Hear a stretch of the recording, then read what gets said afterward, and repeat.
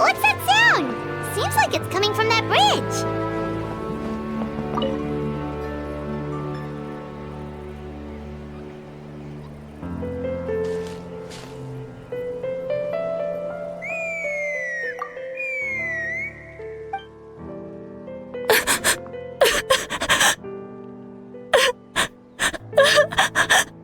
Oh no! Why is she crying? Should we go check on her? You know, just in case she's thinking of doing something stupid. I'd leave her be. The warriors of the Flower Feather clan are a proud bunch who never show their vulnerability in public, even if they've gone wingless. Oh, Chasca? Good to see you again, Traveler and Paimon. Before we carry on, let's get a little further away before Koyer notices us.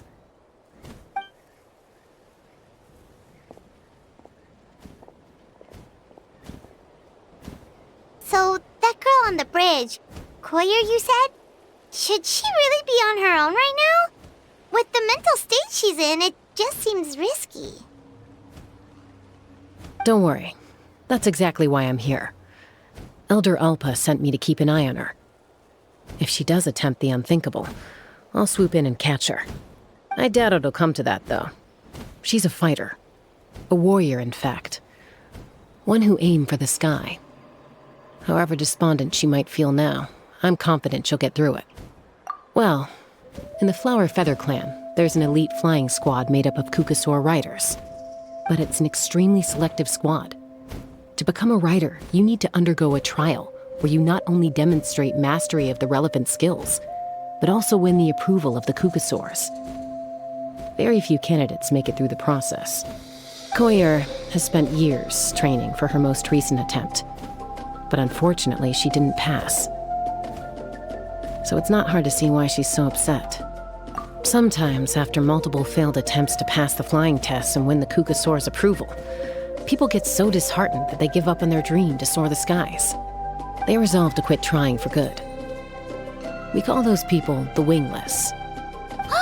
Do they get expelled from the tribe? What? No, of course not. They're still prized warriors. We have a saying, just as the Kukasaur treasures every feather on its body, so the tribe treasures each one of its children. This hits even harder in the wake of the war.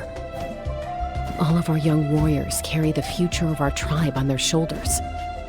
Besides, every Kukasaur falls from its nest before it learns to fly. It's practically a rite of passage. Likewise for the wingless, we always hold out hope that one day, when they're ready, they'll rekindle their dreams and keep trying. Until then, all we can do is quietly watch over them from a distance. Just like I'm doing now. Ah, okay. Paimon hopes she'll get back on her feet soon. Well, from the sound of her whistling, her confidence has been seriously shaken. No Kukasaur is going to respond to a call that sounds like that. Yeah, people from my tribe call to their Saurian companions by whistling or blowing a horn. So it sounds like Koyer was trying to summon a Kukasaur to practice her flying. But the Kukasaurs are an even prouder bunch than our warriors. They would never respond to a lackluster whistle like that. First she failed the trial, and now she's struggling to even summon a Kukasaur. That's only going to hurt her confidence further. And getting trapped in that vicious circle is the kind of thing that'll make people go wingless. Surely there must be something we can do to help. That's very kind of you. Koyer's flying skills are up to par, but mentally she's stuck in a rut. If she wants to return to the sky, she has to overcome that for herself. I'm going to lay low nearby, just in case she takes a turn for the worse. Let me give you a tour around the tribe once this is all over.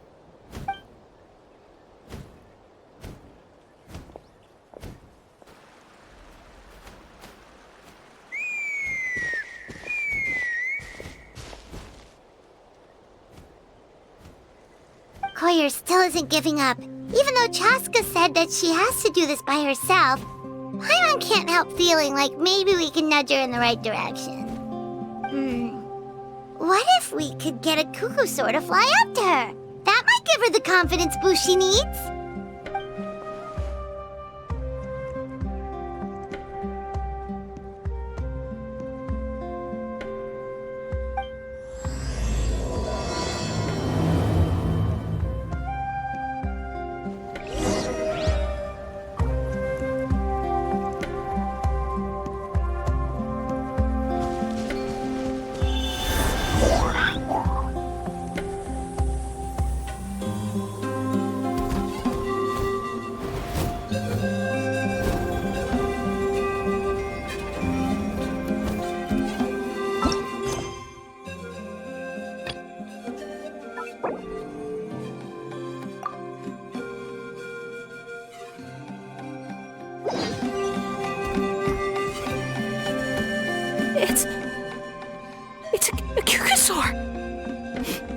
gosh!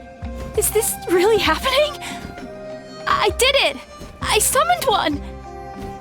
I was beginning to think you'd all given up on me completely. Thank you. Oh, thank you.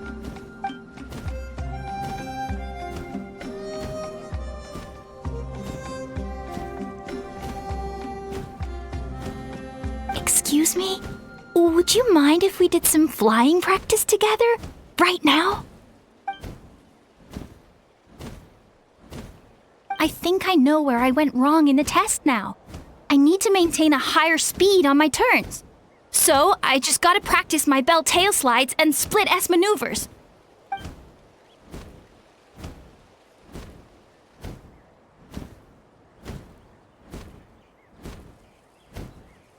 Also, I really want to try some stall turns and cobra maneuvers.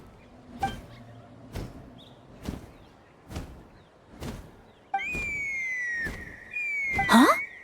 That sounded like a whistle. Is someone else trying to summon a Kukasaur? Hey! Wait! Wait!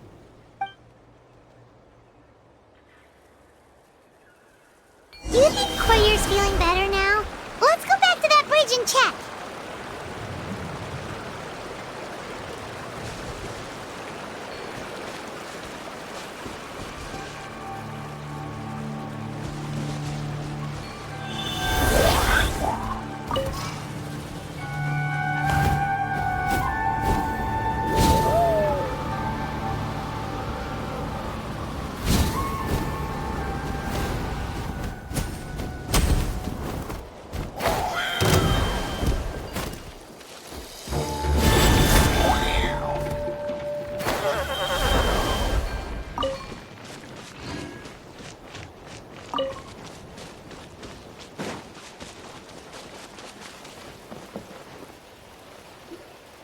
Chasca!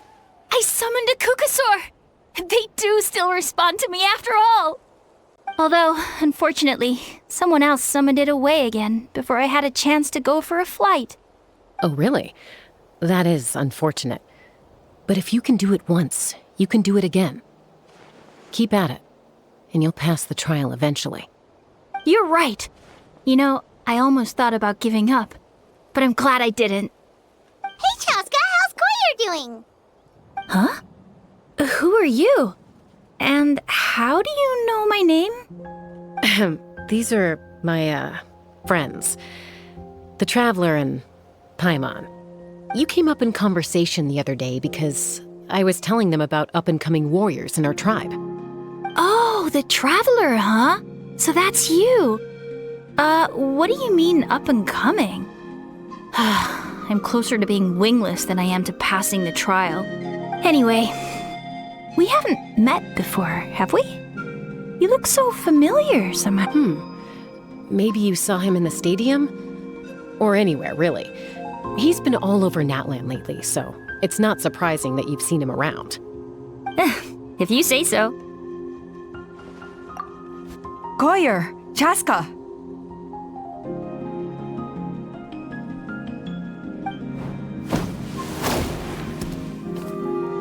Here you are. I've been looking everywhere for you two. Oh, Elder Alpa! What's the matter? I thought I should tell you myself. We're going to redo the flying trials. Redo them? How come? This is so unexpected. And I can't believe you came out here just to tell us that in person. It's embarrassing to admit, but due to time constraints, we didn't do a proper inspection of the arena before the last round of trials began. Then we started to notice many candidates performing worse than expected. So we redid the inspection afterwards and found a number of issues which likely impacted candidate performance.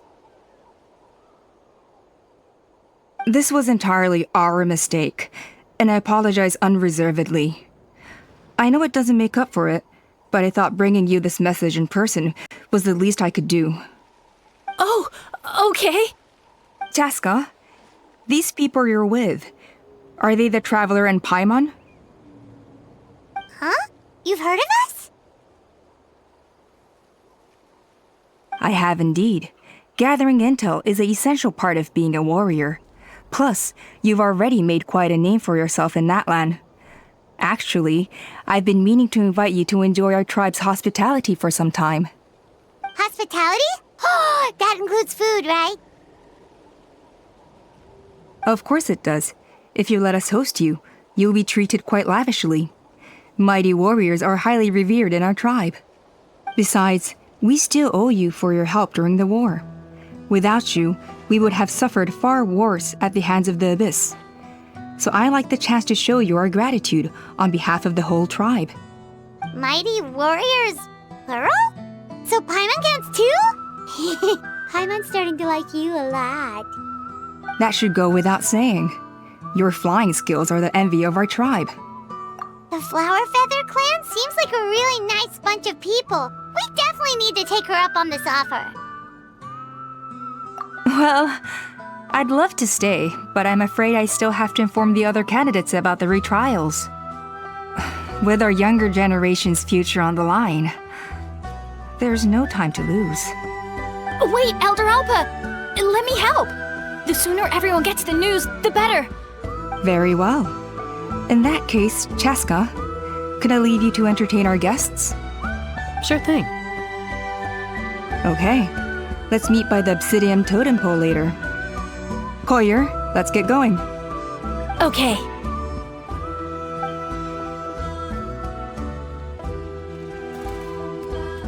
All right, they're out of earshot. I'm just gonna come out and ask. That Kukasaur who responded to Koyer's call, that was your doing, wasn't it? I grew up with these creatures. I could tell something was off the second I saw it. His whole demeanor seemed less like a Kukasaur and more like, well, you. So I figure you must have been pulling the strings somehow. He looked very flustered when Koyer asked for a ride, so I whistled to give him a chance to escape. And judging by the look on your face, that was a welcome intervention, huh? It's all right. If you'd rather your hidden talents remain hidden, I respect that. I won't press you for answers, and I'll keep my speculations to myself. You're the kind of person I'd still trust even if you had superpowers. I know you'd use them for good. I think the ends justify the means in this case. She just lacked confidence, and you helped her resolve her internal conflict. If you hadn't intervened, I likely would have gotten my mom to help out instead. Although, having said that, there's a small chance she might have recognized her and seen through the whole thing. That would have done more harm than good. Yeah. Anyway, if you're free now, how about I give you that tour I promised?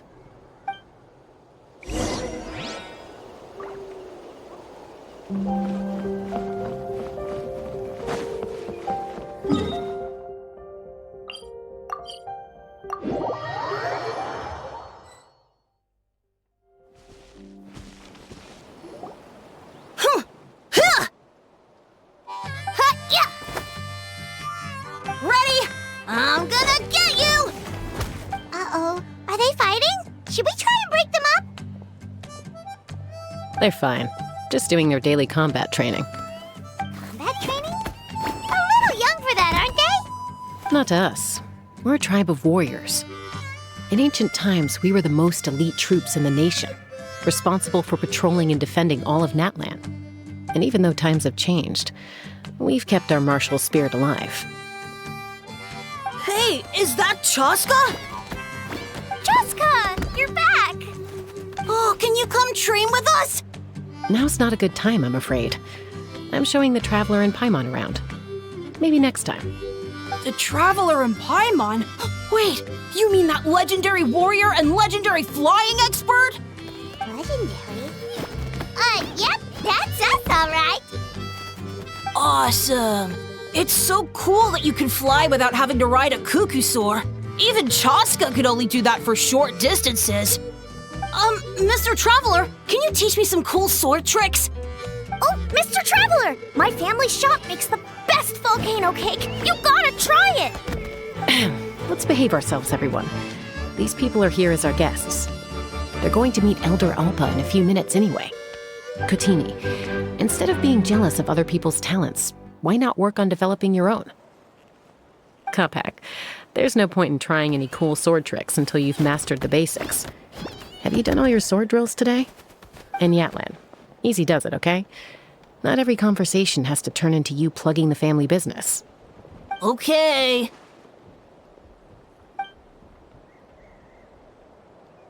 Sorry about those kids. They just got overexcited when they heard your name. I hope it didn't bother you too much. This is a volcano cake that Yatlan forced into my hands. She said to think of it as an apology gift. Whoa, it smells amazing! Traveler, you want some? That's good. Yatlan will be thrilled. By the way, Chasca, those kids really adore you. You're way better with them than Paimon expected. Paimon figured you'd be more... aloof, maybe? Aloof, huh? Well, to be fair, there was a period when I was like that. Around the time when I first joined the tribe. But it's a terrible attitude to have as a peacemaker. It tends to turn situations that could have had a peaceful resolution into a stalemate that can only be resolved by force. Yep, exactly. As long as other options are available, I try to avoid that at all costs. Someone once told me that peace imposed by force will crumble in a matter of days.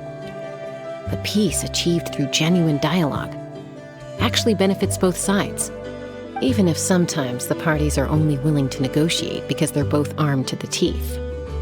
That's true. Hey, Chasca! Uncle Cusco knows you're back, and he's coming to get you. Oh, thanks. Traveler, Paimon, gotta dash. I'll meet you at the totem pole up ahead. You can't miss it. It sticks out like a sore thumb. Wait, are you running away? First rule of conflict resolution? Grab the fan and run before the you-know-what hits. Trust Chasca to make even running away sound cool. Sorry about this. Just stall him for me, okay? I'll explain everything later.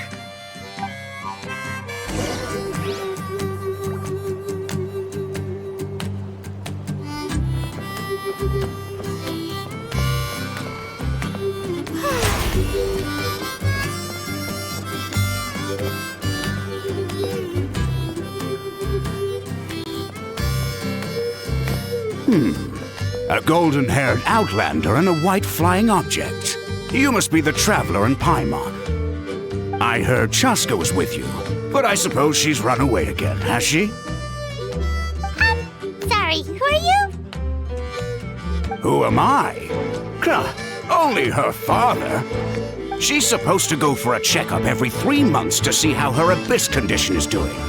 We both agreed on it. But she's already missed 3 checkups this year. That's 3 out of 4.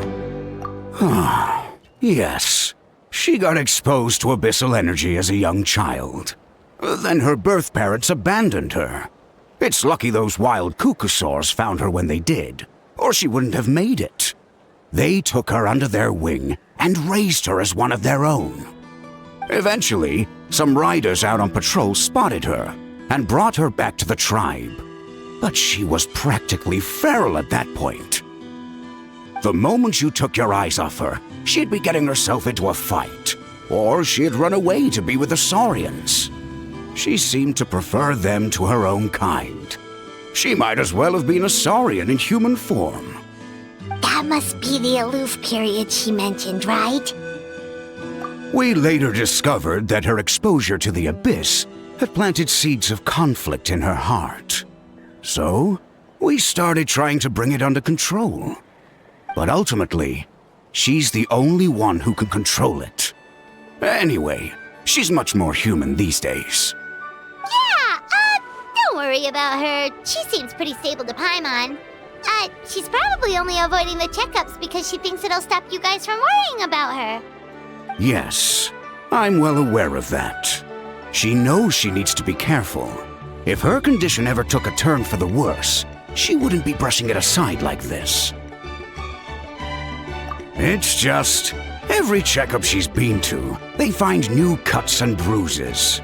Nothing to do with the abyss, of course. Oh no, that's all fine. The problem with her is, she's her own worst enemy. She's been living dangerously again. I'm sure of it.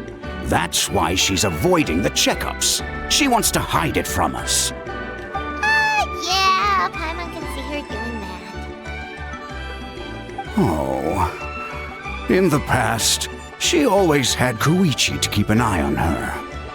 Now Koichi's gone, and I don't want to lose another daughter. Chasca's been increasingly reckless since Koichi passed. It's like she's trying to make up for it somehow. Next time you see her, please tell her to be careful for me. Even if she doesn't want to hear it. If she doesn't want to do these checkups anymore, that's fine. I just want her to stop putting herself in harm's way.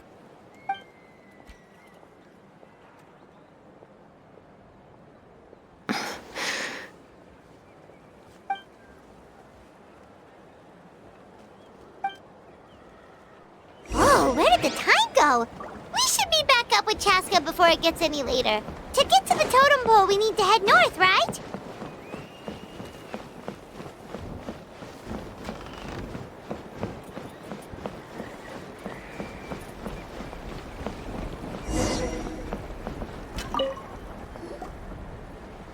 Hey, Chasca! Hey, Alba! It's all right. I bet my dad talked your heads off, huh? What did he say?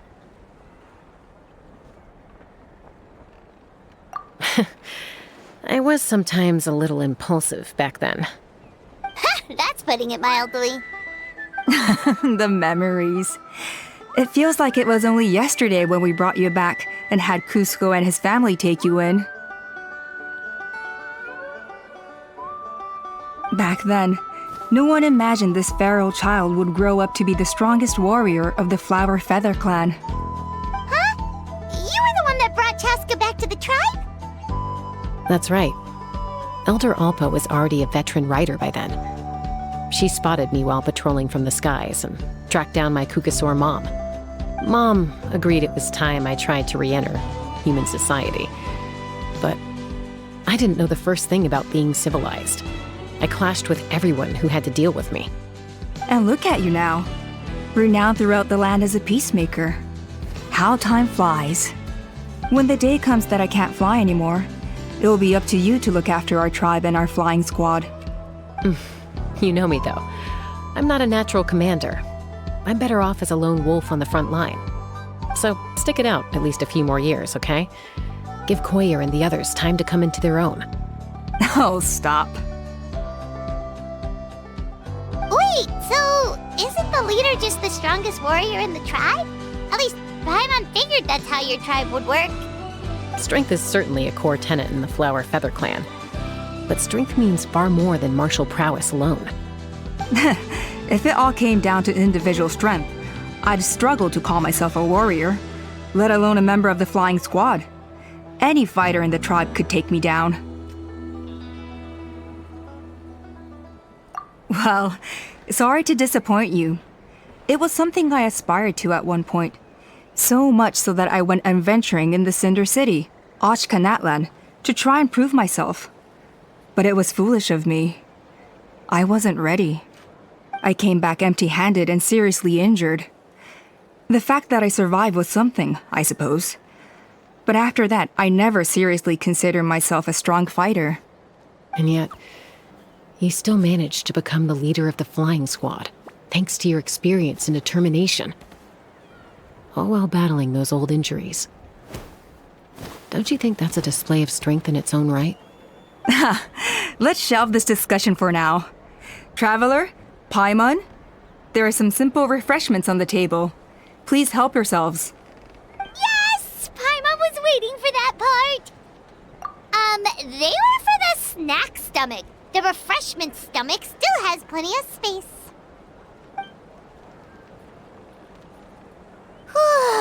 Paimon is so full. Well, if you're enjoying our hospitality, feel free to stay with us as long as you like. Elder Alba? Something's come up.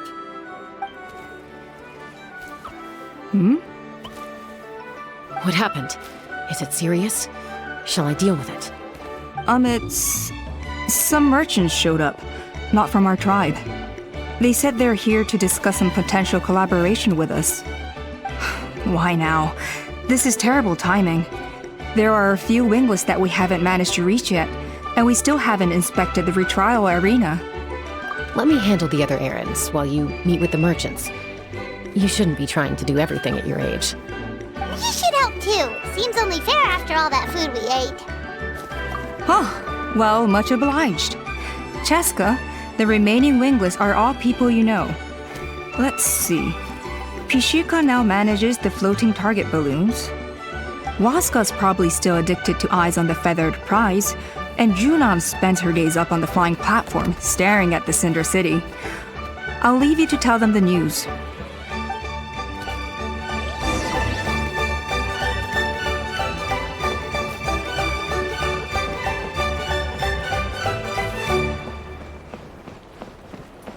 As long as you've thought it through, just go for it. Are you sure you don't want to reconsider, Pashika? I appreciate it, boss. But honestly, I'm pretty happy with my life nowadays. Pashika, they're redoing the flying trials. Huh? Mutoda? Ah, did Alpa send you? I was just telling Pashika the news, actually. The way things are with the tribe these days? I mean, you don't need me to tell you. This here is no future for a seasoned warrior like you. Ah, come on, boss. Do you have any idea how long it's been? I've been wingless for years now. I'm not cut out for that anymore. Of course, I'll do my part if we ever need to defend the tribe. But there's really no point in me trying out for the flying squad now. I've already made my peace with it. Not everyone has what it takes to return to the sky after going wingless. Elder Alpa's perseverance is something else. And it's okay if I'm not destined for greatness. I might not have the Kukasaur's approval, but with my hot air balloons, I can still reach the skies. Handling these balloons every day, seeing how the customers react, the looks on their faces, that's enough for me. Finding something you love doing can be just as hard as passing the flying trial. It's worth holding on to. Fair enough. It's your choice. I won't force you. Oh, by the way, you should try taking a balloon ride if you've got the time. Once you've been up there for yourself, you'll see why I love it so much. No problem. If you ever want to give it a try, you know where to find me.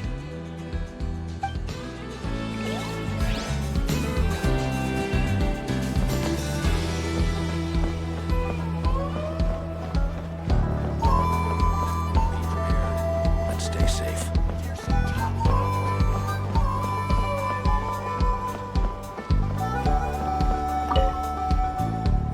A retrial?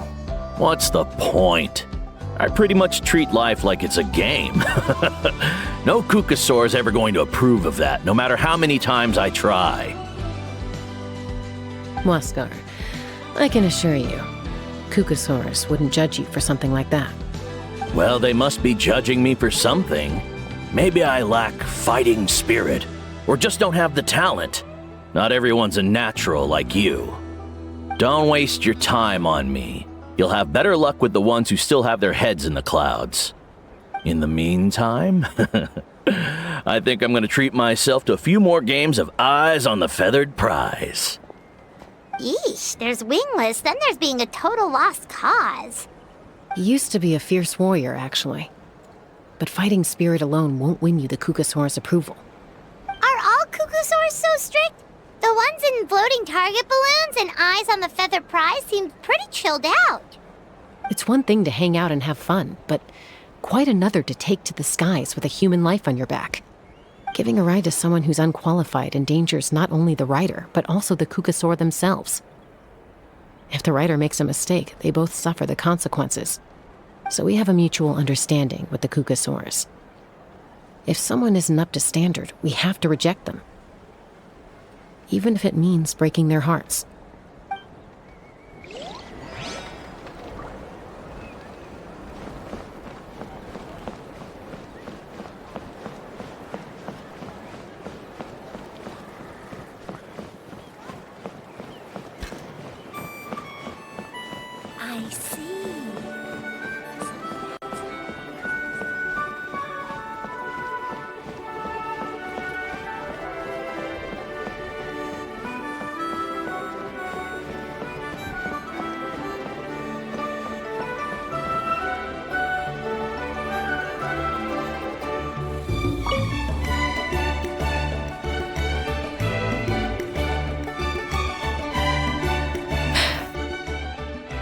Hey, Junan.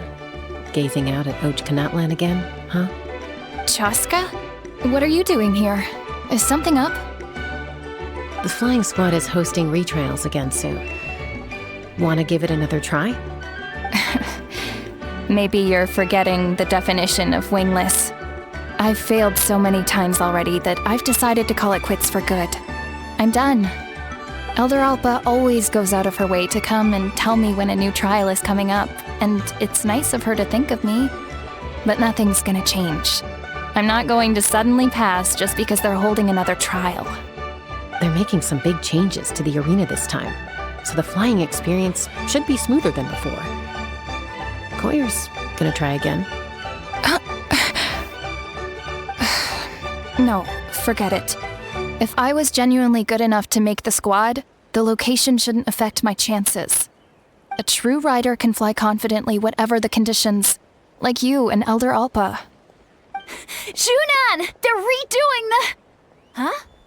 Chasca and the Traveler. You're already here. I guess they told you already then. Come on, let's go train together.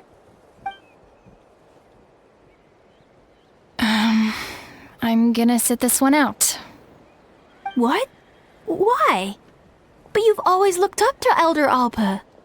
She went wingless after her injury and spent years drifting, but even she came back and made it in the end. If she can do it, why can't you? I mean, I don't have that kind of perseverance. And besides, the last thing I want to do is fail in front of her yet again. Oh, come on. You know you don't need to worry about that. All right, well, how about we just treat this as you being my mentor? Then will you train with me? I mean...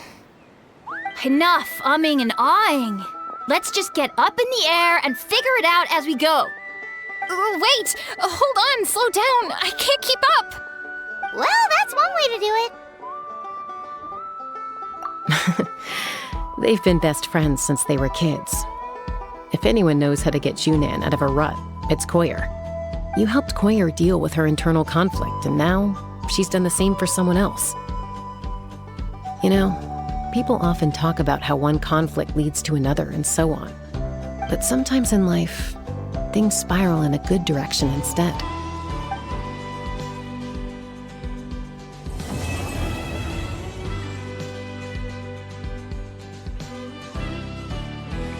We've notified all the wingless on the list now, right?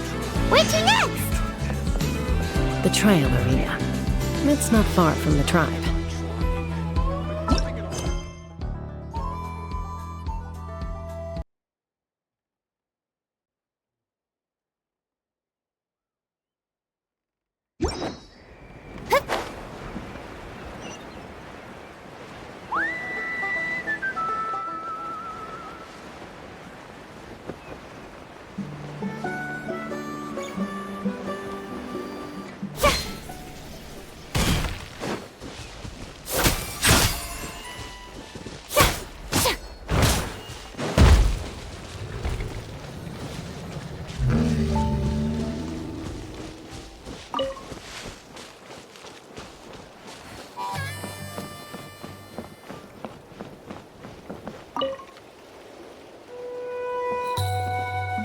Oh, hey there, Chasca. Did Elder Alpa send you? Yeah, she's got other things on her plate right now. How are things looking here?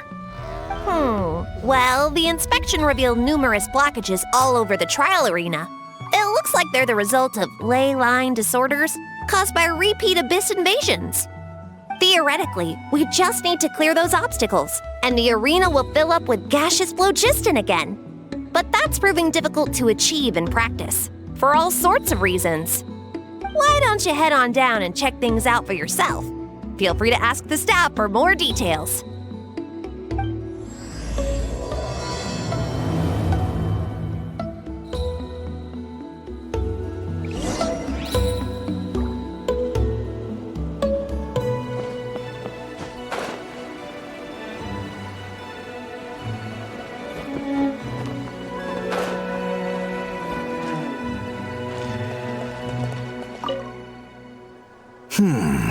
I think it should be possible to clear this spot with just a few hard hits. But there are signs of strange life in here.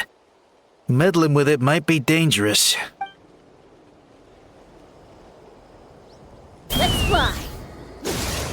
Locked on! Bullseye!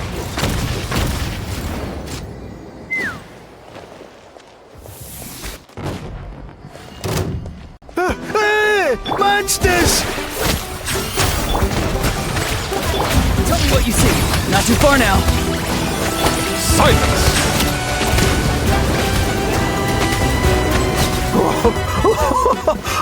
I thought I was done for.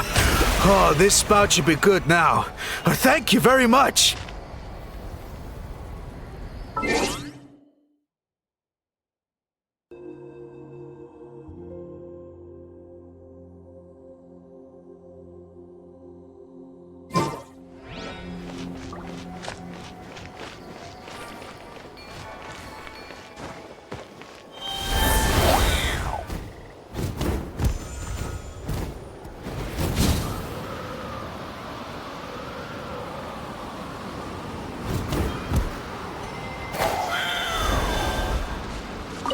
This is crazy. I put all of my strength into it, but it just won't break. Maybe Inkanak was right after all. If a stable structure is formed inside the solid phlogiston, I'll need to hit all the weak spots at the same time to break it. But how am I supposed to do that?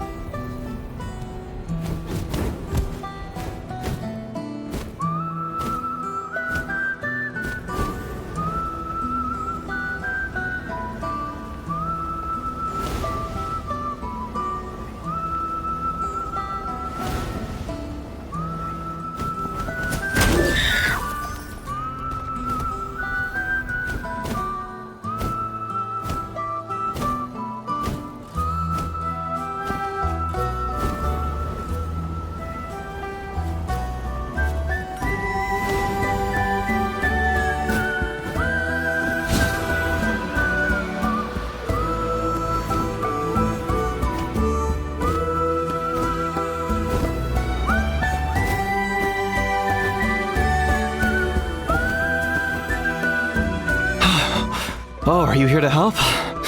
Thank goodness. There's no way I could do all this by myself. So the blockage here has to be cleared using a special bomb, but carrying explosives up that steep slope would be a recipe for disaster. If I dropped it or slipped and fell, I'd be blown to bits in an instant. So, my plan was to transport the bomb to the other side, then send it over in a hot air balloon. All I need now is for someone else to strike the balloon at the right moment, dropping the payload right on top of the spout, and problem solved. What do you think? Simple enough, right?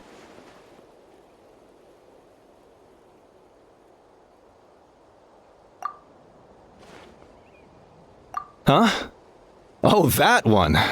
No, I've got no idea who that belongs to. Or how they got it up so high. I just wish I could fly up there and check out what kind of tech they're using. Ah, well. Getting the trial arena back in order is more important. I'll head over and set up now. Let me know when you're ready.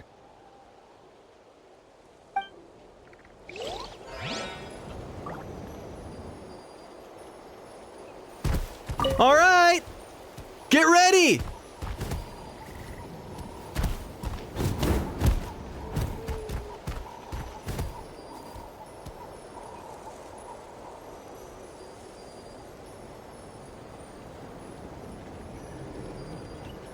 All right! Get ready!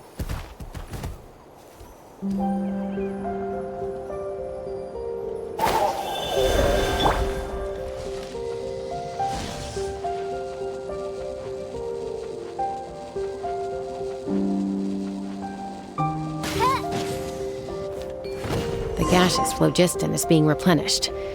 Looks like all the spouts have been unblocked. Let's head back up.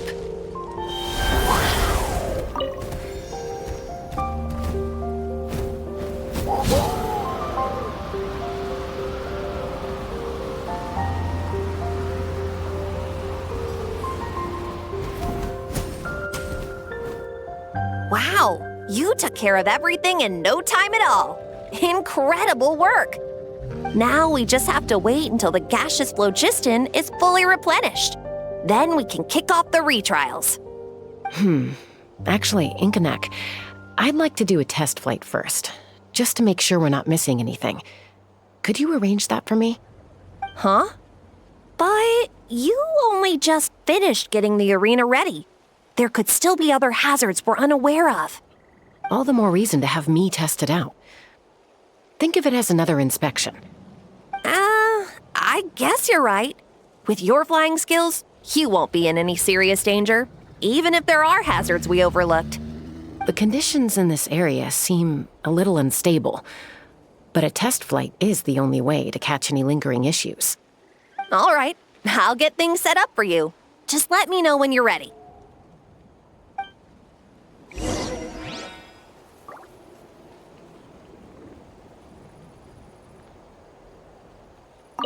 Are you ready? This should be a piece of cake for Chasca. All right, then spread your wings and fly.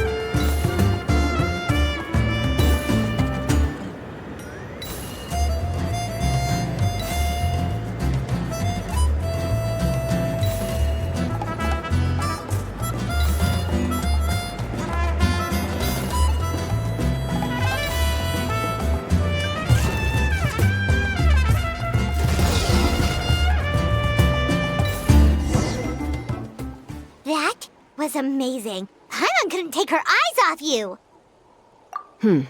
No, nothing major. Give it a few days, and we should be able to conduct the trials. Help! Help me! You're from the Flower Feather clan, right? Please, come quick, you've got to help us! Catch your breath first. What's the situation? We got attacked by a Kukasaur. My friends are still stranded in the middle of the road with the goods we were transporting. Please, I'm begging you, save them! Huh? Are Kukusaurs really that aggressive? Do they usually attack groups of people unprovoked? Not in my experience, but there are exceptions to every rule. Let's go check it out.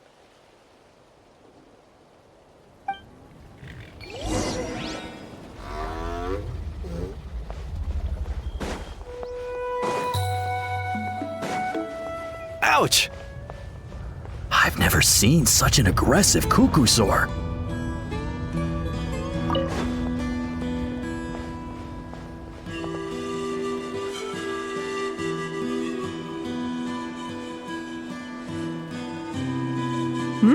Chasca? Traveler?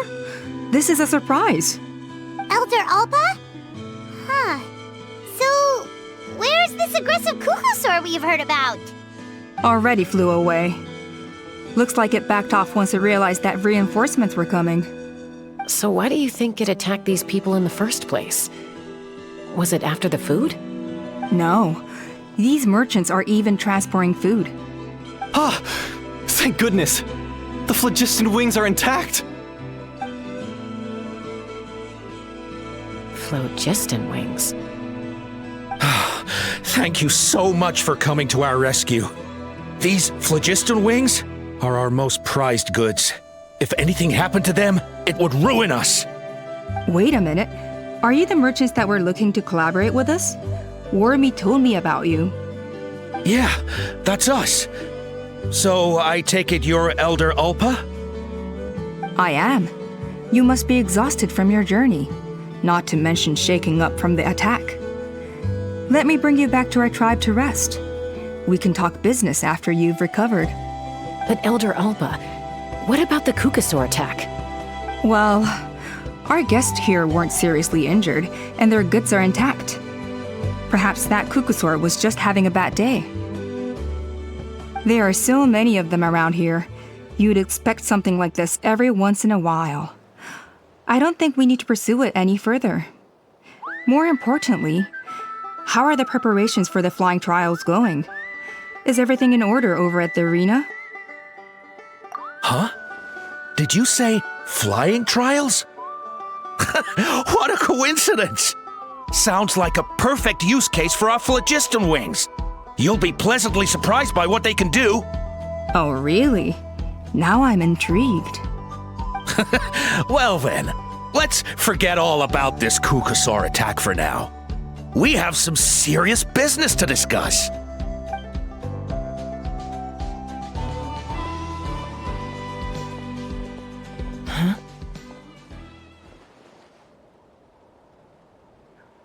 So that's it? That all went smoother than expected. Well, guess we'd better get going. Huh? Chasca?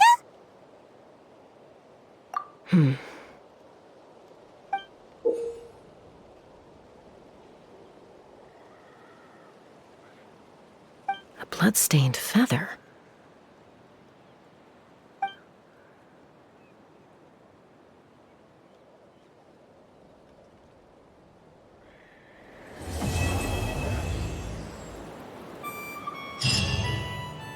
The Flower Feather Clan should be about ready to hold the new flying trials by now. Let's go check it out!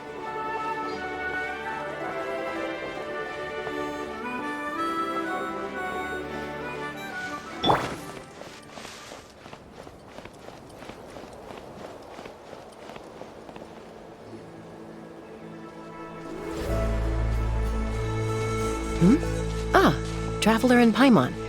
You came. Yep, and it looks like we made it just in time! Although, can't say the same for the Kukusaurs.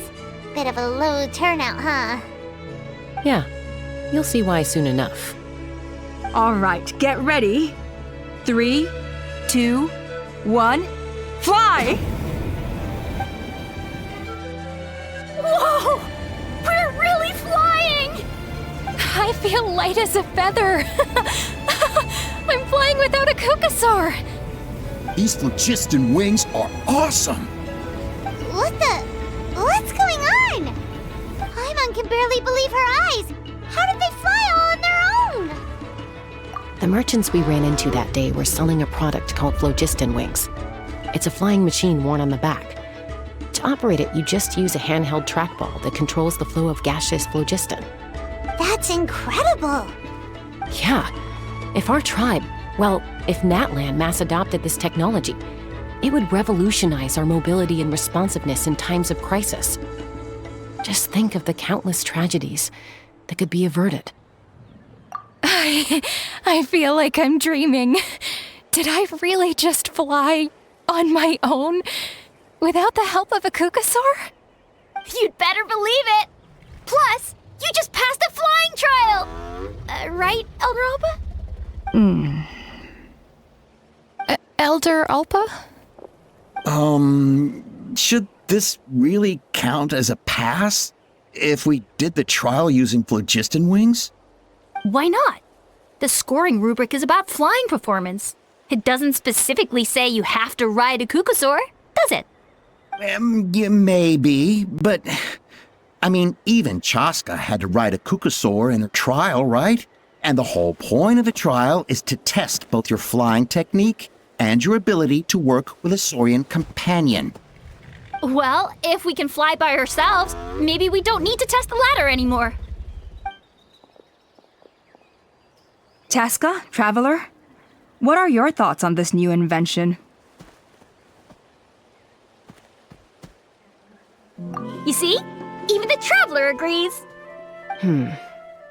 agree that they have strategic value. But I don't think it makes any sense to evaluate candidates by the current testing standards if they're using phlogiston wings. Why? Shunan finally mustered the courage to go through with this. And now you're saying it doesn't count? We don't have any experience using these wings in battle, nor is it immediately obvious how to incorporate them into the existing systems in our tribe. Taking a longer-term perspective, I think we need to start by getting thoroughly acquainted with how these things work. Then we can develop a new trial format with new assessment criteria, tailored to candidates using the phlogiston wings. You all raise valid points. But Chasca, while your proposal sounds perfectly reasonable, it would probably take years to put it into practice. We lost so many people in that war. These phlogiston wings could be exactly what we need to strengthen our forces and boost morale in this trying time. And as for real-world battle experience, there will be plenty of opportunities to gain that. I have high hopes for you, Junon. Huh? Hey, stop staring into space! Say thank you! Oh, thank you. Thank you, Elder Alpa. You have nothing to thank me for.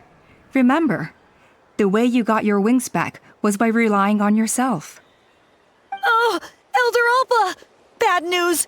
Cucosaurs are attacking the merchants again! Again? Okay, everyone, stay put while I... Huh? Chasca?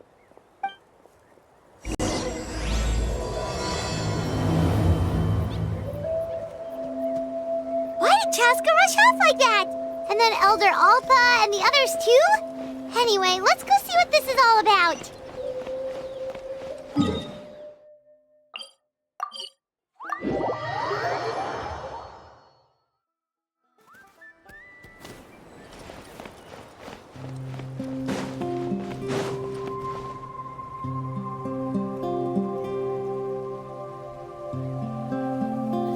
Oh, it's back!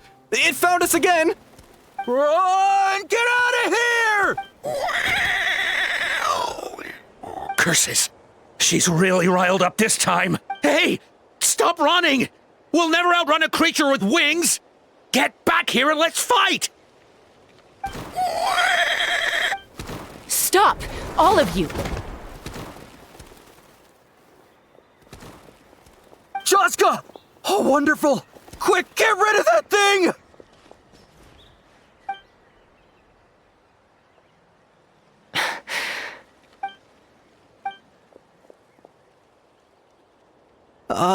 What's going on? Why isn't she doing anything? So it really is you, sister. Wait, sister? That Cucosaur is Chasca's sister?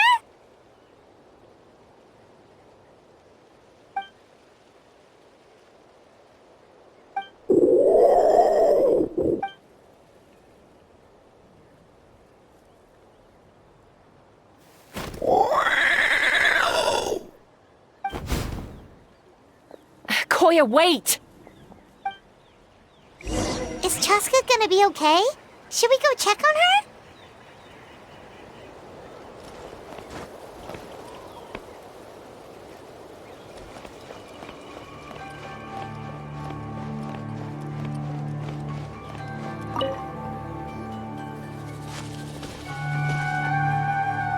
Chasca, are you okay? I'm fine. Sorry for making you worry. No point. She's an expert at hiding her tracks. Once she's shaken you off, you'll never catch up to her. At least, I always used to lose to her at hide-and-seek when we were kids. Well, yeah. You know I was raised by Cucosaurs. Anyway, she and I grew up in the nest together. Her name's Koya, and she's my big sister. We played together all the time, chasing each other through treetops or mountaintops. It felt like it would go on that way forever. And not all Cucosaurs are friendly towards people. Koya, for instance, she's fine with me because we grew up around each other, but she's not fond of other humans. When Mom decided to send me away, Koya strongly protested, and after I left, she became more and more reluctant to interact with humans. Maybe she thinks that humans stole you away from her. It's a possibility, but in any case, we still stayed best friends at first. I had a hard time adjusting to life in the tribe, so whenever something went wrong, I'd run off into the wild and vent to Koya. Ah, so that's what Uncle Cusco was talking about. He said you seemed to prefer hanging out with Saurians to your own kind back then. Yeah, I did. But then, gradually, everything changed.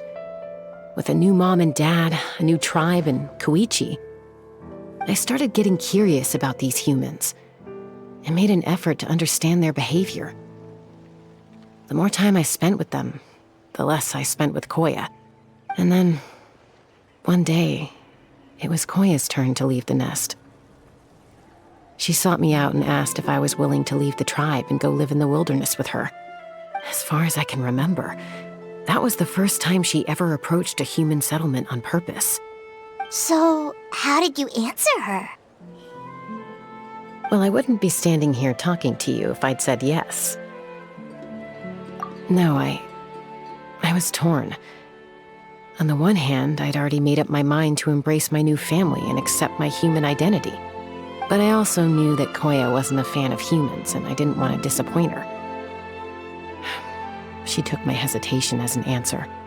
She saw it as a personal betrayal, threw a huge fit, and then flew off. We hadn't seen each other since, well, until today. Not for a lack of trying, though. I tried asking Mom where Koya's new nest was so I could talk things out with her. But Koya had already asked Mom not to tell me where she'd moved to. It must be hard for Mom, being stuck between her two daughters. So I didn't press the issue. And I didn't go looking for her. If things carry on like this, I need to make sure I find her before anyone else, even if she doesn't want to see me. For now, let's bring the wounded back to the tribe, and see what Mutota and Elder Alpa have in mind.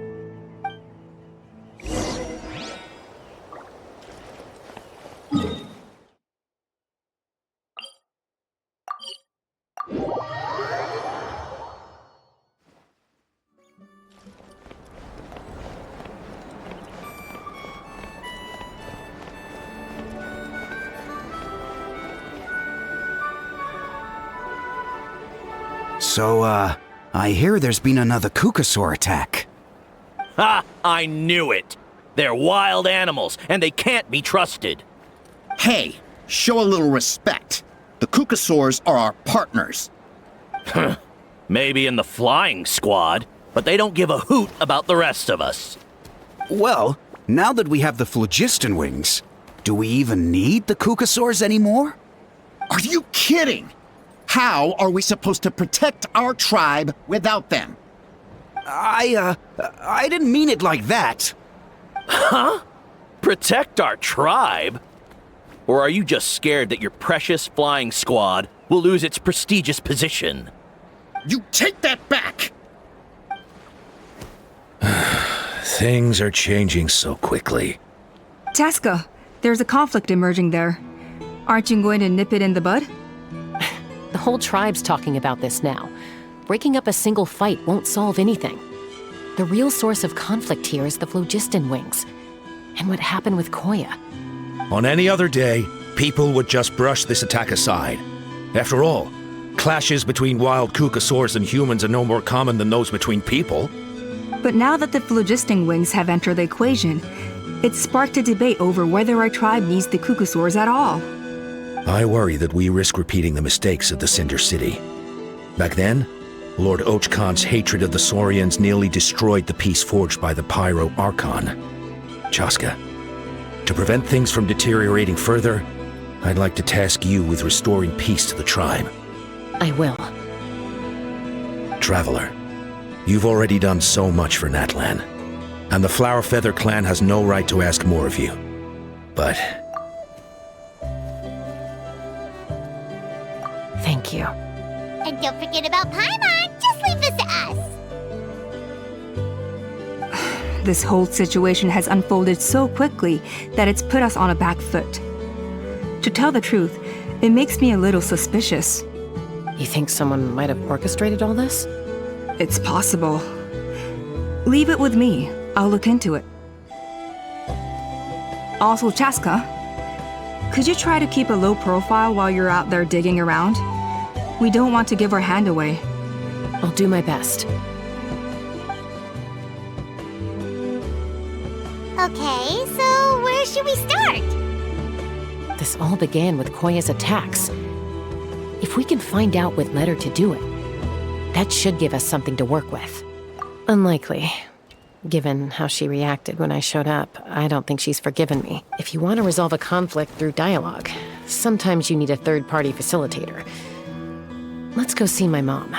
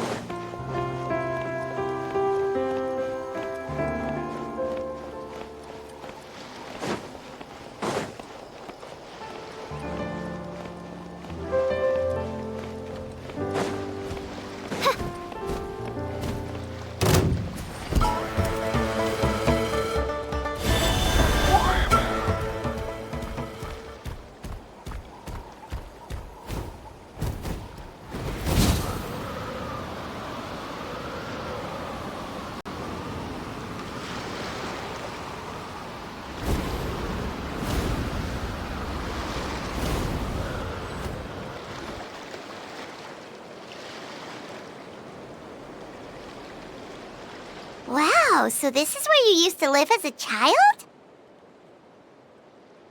Mm-hmm. When I was little, we used to do this thing where I'd jump from the top of this tree, and Koya would fly over from the platform and catch me in midair.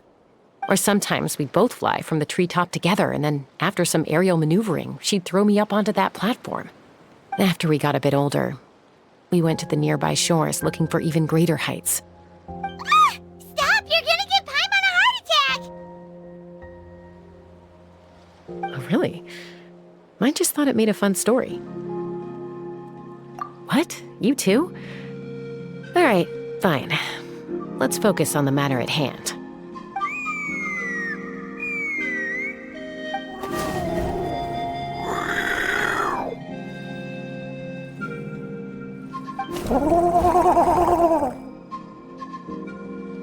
Hey, Mama Bird. I'm back. My last visit was only a week ago, wasn't it? See? I visit you more than I visit Papa Cusco. I brought a couple of friends with me.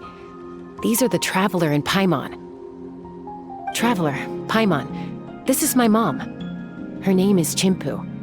In the human tongue, anyway.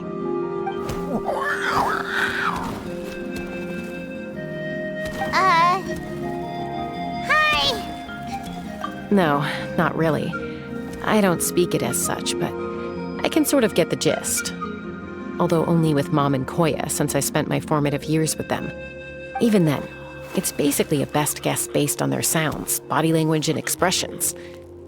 Seems to work about 9 times out of 10, anyway. As for whether Mom understands me, I can't always tell. But somehow we still manage to communicate. Call it the family bond, I guess.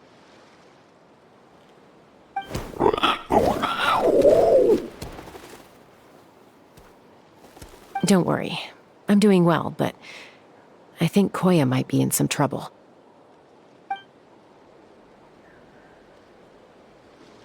I know she's never been a fan of humans, but she's never deliberately attacked them before either. What's behind this sudden change? Does, Auntie Chimpu know anything? Doesn't look like it. Koya hasn't visited her in a long time. Then, could you please tell me where she's living nowadays? I really need to talk to her. If this animosity between her and the tribe continues, then the next time there's an incident, I don't know if I'll make it there in time.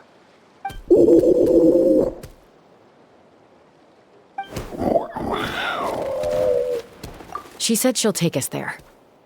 Thank you, Mom.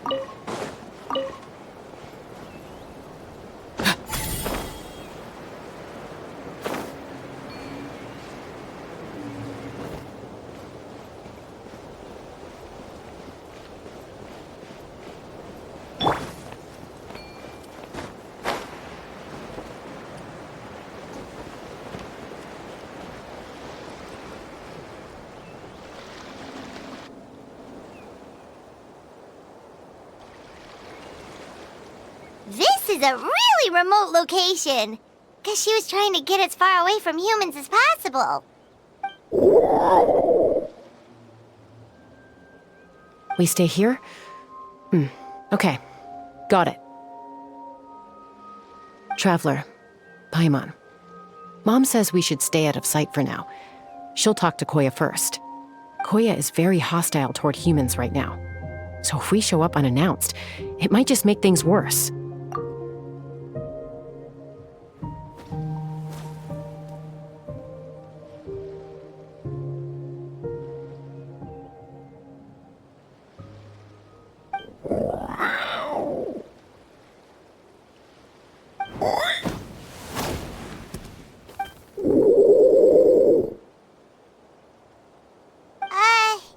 Any idea what they're saying?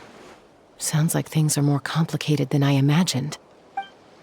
There's evidence in this area suggesting that Koya might have been the victim of a human attack.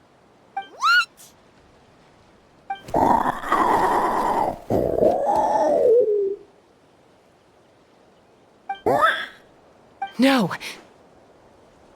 It's Chime, Koya's child. The attackers kidnapped her. They came over the sea, under the cover of night, and they took Chime. What the heck? Who would do such a thing? I searched day and night, and finally found them.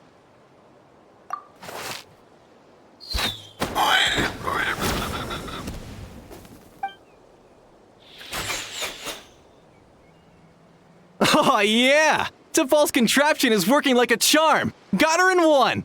Hey, there's another one! Wait, is that the one that got away last time? Who cares? Just get them all! T'Pol pays us per catch.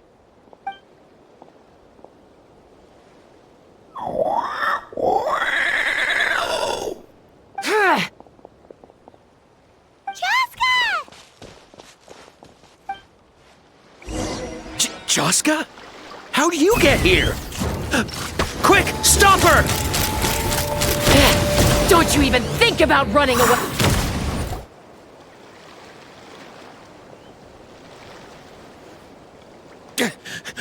Don't come any closer, or I'll... Go, Phlogiston Wings! Take me out of here! Ah! Uh-oh, looks like it malfunctioned. This is bad. Mom and Koya are already injured. And if that thing explodes right next to them... Help! Elemental energy suppresses it! Please, someone! Get back!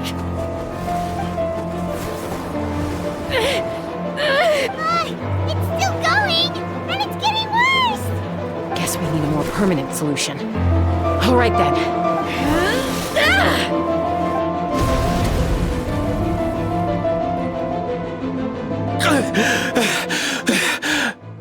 That was too close. I thought I was gonna die.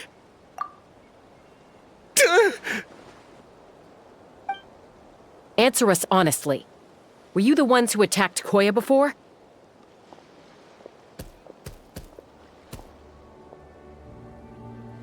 I am... No, it was...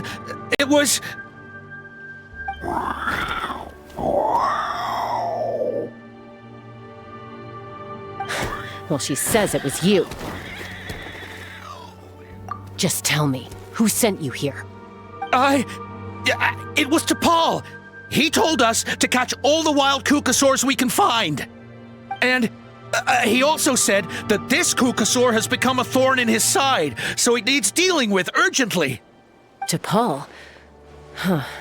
Sounds familiar. But where from? Well, he tends to send his orders in writing. He pretty much never communicates with us in person.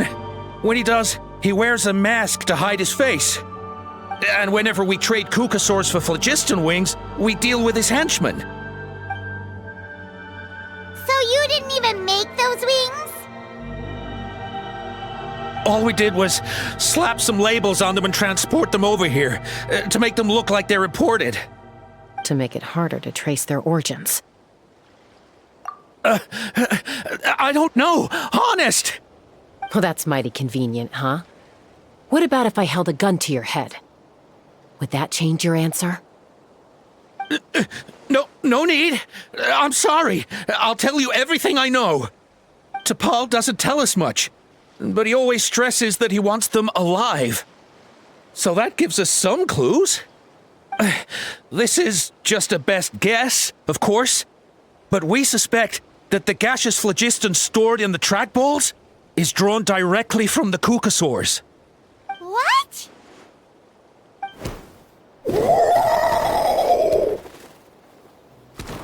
Easy now. You're still injured. Hey, keep talking. Yes, ma'am. So, the gaseous phlogiston has to be highly refined in order to power the phlogiston wings. The slightest imperfection can have disastrous consequences, as you just witnessed. But the Kukasaurs have a natural ability to process gaseous phlogiston. So, if you use them as an intermediary, then...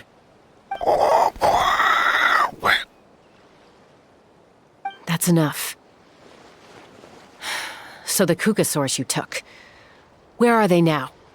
T'Pol should have them. But no one knows where he's based, apart from him and his henchmen. We've tried looking for it ourselves, even followed them a few times. But we always end up losing track of them. Random thought. Maybe they're hiding up in the sky? T'Pol. T'Pol. I'm sure I've heard that name. Maybe it was... Chasca, Traveler!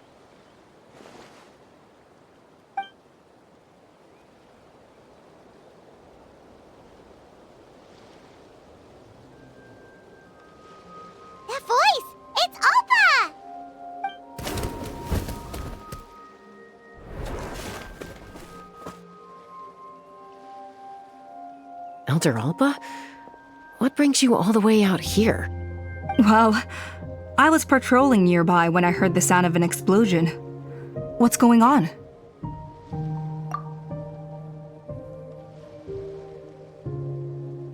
I don't believe it. Elder Alba, does the name T'Pol ring a bell to you? I feel like I've seen it written down before. Maybe in a list of candidates for the flying trials? Huh? So he's a member of your tribe then? No. If he was a member of the Flower Feather Clan, I'd definitely know him. Now that you mention it, I do remember a young man from outside our tribe who came to participate in our flying trials once. You were away on a mission at the time, which is probably why you don't remember him. He was a craftsman from the Children of Echoes, but he'd always dreamed of soaring the skies, so he wanted to join our flying squad. The Children of Echoes? That's rare. But despite his best efforts, he unfortunately failed to pass the trial and gain the Cuckoosaur's approval. In the end, he went wingless and returned dejected to the Children of Echoes. Wingless, huh? Maybe he invented the phlogiston wings to get revenge on the Cuckoosaurs. Perhaps. Or maybe it's simply his way of dealing with his regrets over his past flying endeavors. Either way, it doesn't excuse his abuse of the Cuckoosaurs. I'm gonna take these guys back and expose the truth to the tribe. It's time for this conflict to end. Easy, Chasca. Remember what I said about keeping a low profile? The ringleader still hasn't shown himself, and this man's allegation about powering the phlogiston wings with Cuckoosaurs is only speculation. Bringing these men to the tribe now won't win over any current supporters of the phlogiston wings. In fact, it may even escalate the conflict further. After all, many are mistrustful of the Cuckoosaurs after recent events. Is that why T'Pol waited until now to try to capture my sister? I don't know. I mean, he did tell us to spread negative rumors about the Cuckoosaurs and slip some Mora to anyone opposed to them, but... But Koya only attacked humans because they stole her child! Nevertheless, we will be hard-pressed to change people's minds while emotions are running high. Unless we have irrefutable evidence. Bravo! My thoughts exactly. In the meantime, leave these men with me. I'll escort them back to the tribe. I'll take the other members of their crew into custody, too. They won't get another chance to stir up trouble. Fair enough. I guess finding T'Pol is gonna be the key to resolving this conflict. Let's hope the Children of Echoes have some info on him.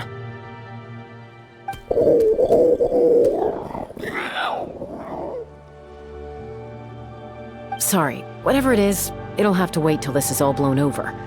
I have to fix this situation before it spirals out of control.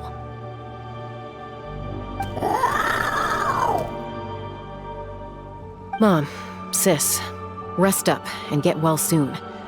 I gotta fly.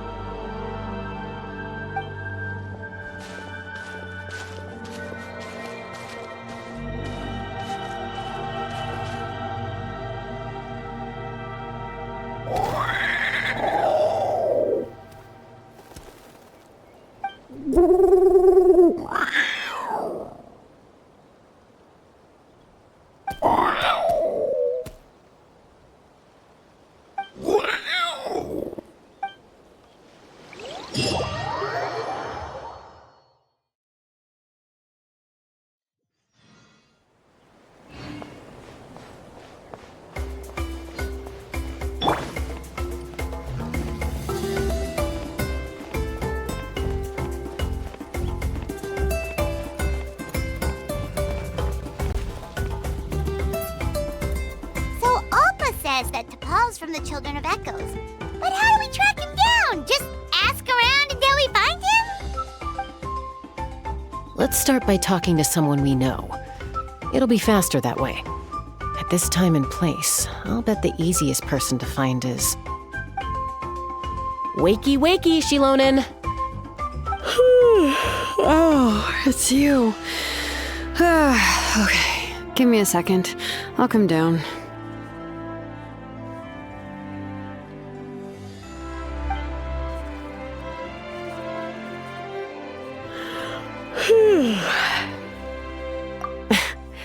I climb trees to fly further and see farther. I don't usually stop for a nap. Well, we're not all like you. Always full of energy, even after flying around all day. Yeah. So, you've come all this way and interrupted my precious nap time. Might I inquire as to, why? I'm sorry, Shilonen, but it couldn't wait. Does the name T'Pol mean anything to you? He's a craftsman, apparently. Huh. T'Pol. Yeah, that rings a bell. I think that's Puma's child. Nope, I'm afraid you're a few years too late. Why are you looking for him?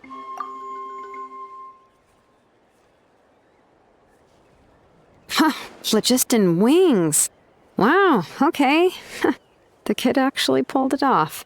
Well, looks like, no more rest for me today. Pulled it off? You mean he's tried making something like this before? Yeah, he started trying to build a flying machine right after he got back from the Flower Feather clan. So right after he went wingless, then. Was this flying machine anything like the gun you made me? You mean your gun that's harder to tame than the proudest Kukasaur? No, he wanted to build something that allows anyone to fly freely, even if they're not naturally gifted. But he never got very far back then, though. Blew up his workshop a few times and barely made it out alive. I never really kept up with him after that. His parents traveled a lot in their youth and only returned to the tribe after he was born. But they settled in a remote area and don't interact with other people much. Which means most people in the tribe don't know them very well. Your best bet is to chat to his direct family. I'll, go get Puma. Wait for me in front of the workshop. I won't be long.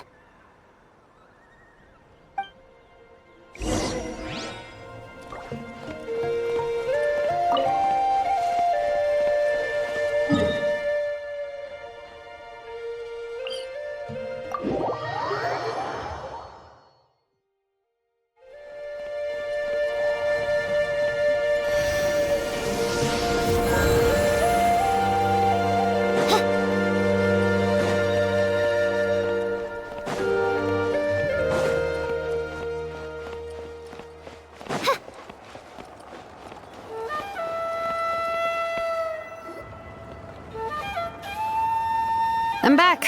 Allow me to introduce T'Pol's mother, Puma. Hello, we're... Oh, save the pleasantries. I don't want to spend any longer talking about that boy than I have to. Huh? I disowned him long ago. He is no child of mine. All he cared about was his pipe dream of reaching the sky. Oh, we tried to talk sense into him, but he was obsessed. And then when he left us, he spouted some nonsense about building a workshop in the sky to avoid the constant criticism of us ground dwellers. He left his notebook behind. Whatever questions you have, you can look for them in there. I am done talking about him. He's no son of mine. He never called me Mom anyhow.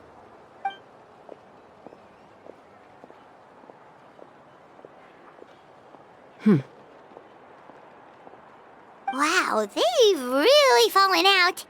Paimon sure wasn't expecting that. Her husband, T'Pol's father, he passed away recently, and T'Pol didn't even bother to show his face at the funeral. If you ask me, that was probably the final straw for Puma. I'll go keep her company. If there's anything else you need, just come and find me. Thank you. Okay, so this notebook is the only lead we've got now, right? What's in there?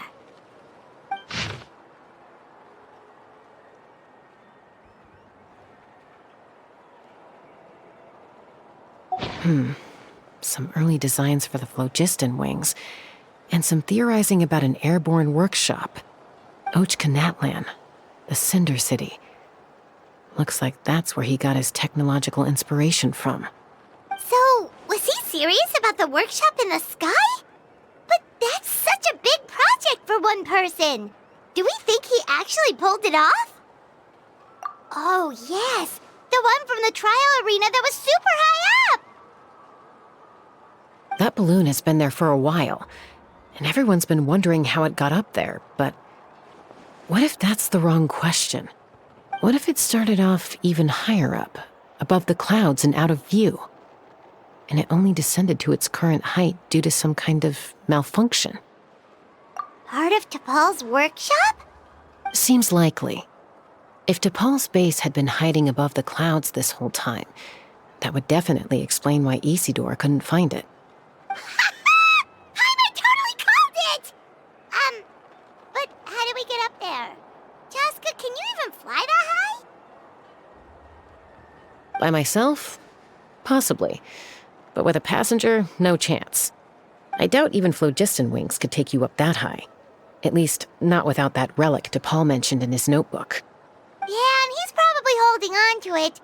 We'll have to find another way. Nope. That's way beyond Paimon's altitude. Also, would you really expect Paimon to go up there and take on T'Pol all by herself? Let's not worry. Just because we can't think of a solution doesn't mean no one else can. I'm not the only flying expert in my tribe, you know. Oh, good point. We should go ask Elder Alpa! And Mutoda. He was quite the flying ace back in the day, too. Let's head back and see what they suggest.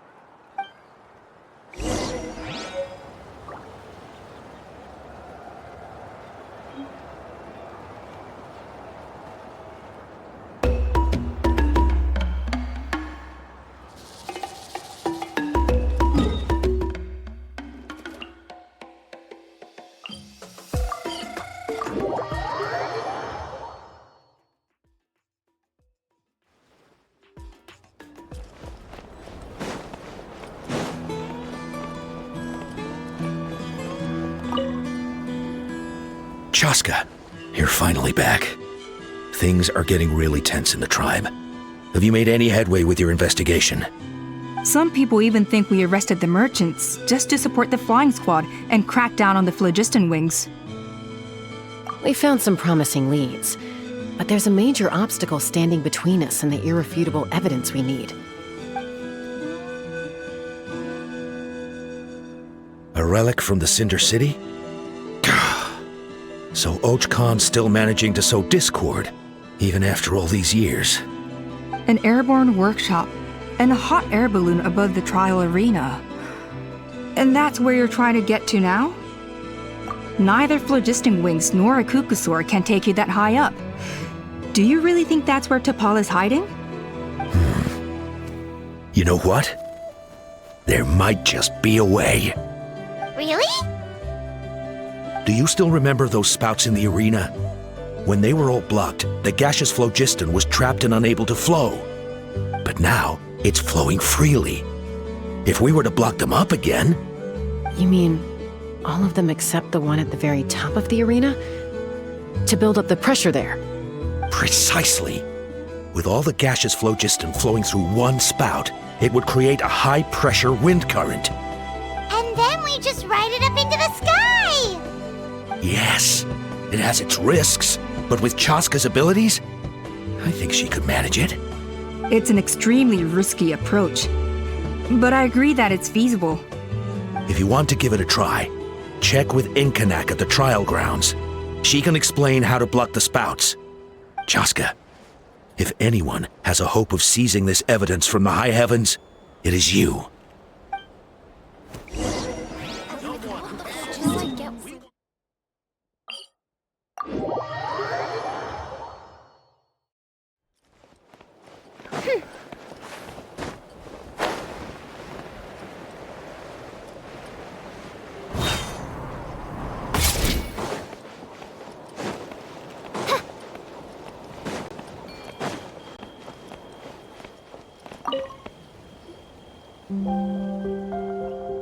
Goodness me, that is a very bold idea. Maybe so, but we have to act fast. What's the quickest way for us to block off the spouts? From a technical perspective, I'd have to advise taking some measurements and carefully planning this out first. But I'm guessing that's not what you want to hear. Then we'll have to take the rough and ready approach. See the solid phlogiston over there? Our prior inspections revealed that some kind of stable structure has formed inside, making it highly damage resistant. It's not without its weak points, but unless they're all struck at the same time, the structural integrity won't be threatened. So, what happens if we do strike them all at once? It'll collapse. Okay, I see where you're going with this. Yeah, you got it. As long as you hit all the weak spots at once from the right angle, the solid phlogiston will fall right on top of the spout and block it up. You're right about rough and ready. Sounds like my kind of plan.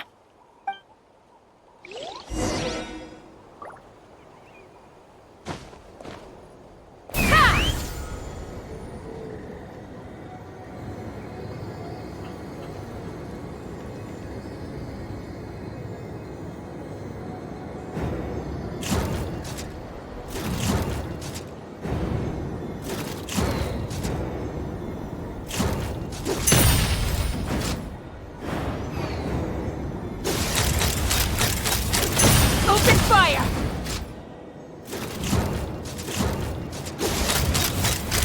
Bullseye!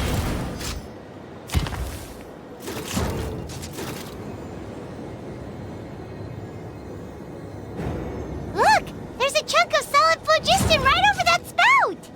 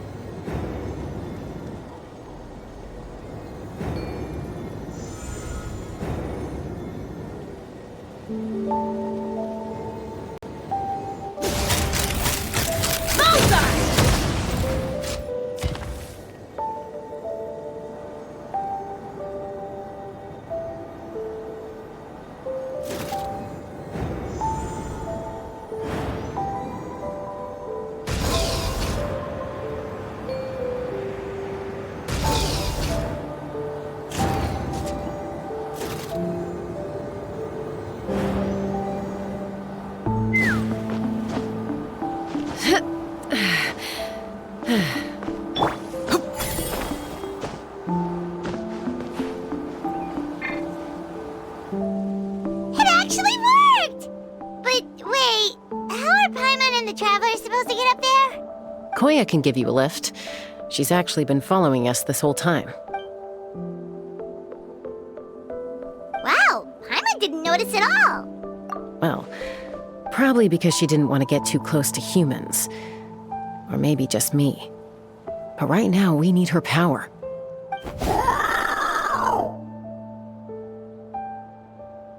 Whoa, you didn't even have to summon her!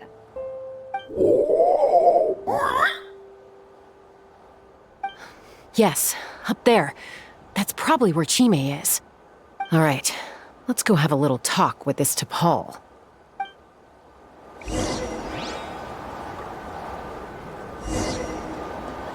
Let's fly!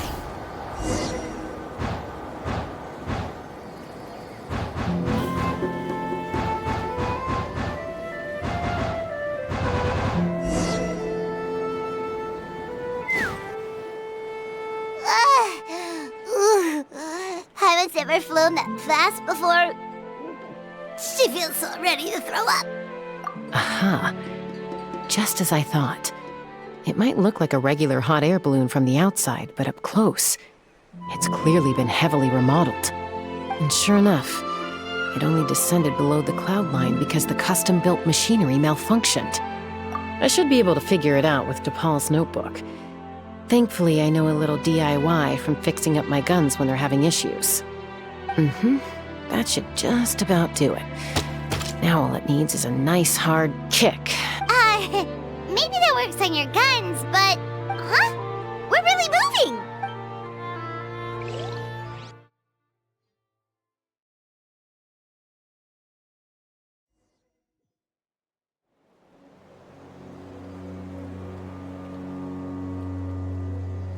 Here it is!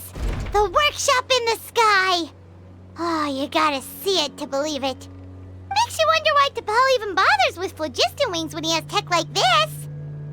Well, according to the notebook, the platform beneath us runs on components from the Cinder City. Those can't be mass-produced. Also, I have some doubts about its mobility after seeing how it moved just now. For someone like DePaul who dreams of flying freely, this definitely doesn't cut it. But if he's got that relic, he should be able to make a set of prototype wings for himself, right? Why bother making a whole flying workshop so he can mass produce them?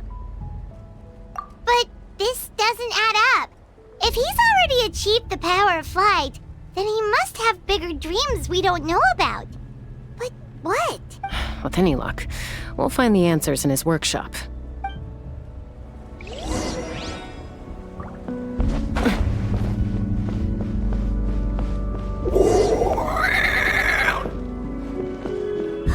Cuckoosaurs! Seems like the merchants were right.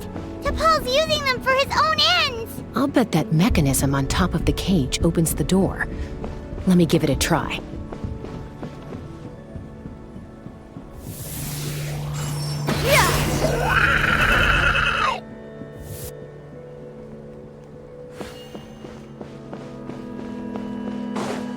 Take me up!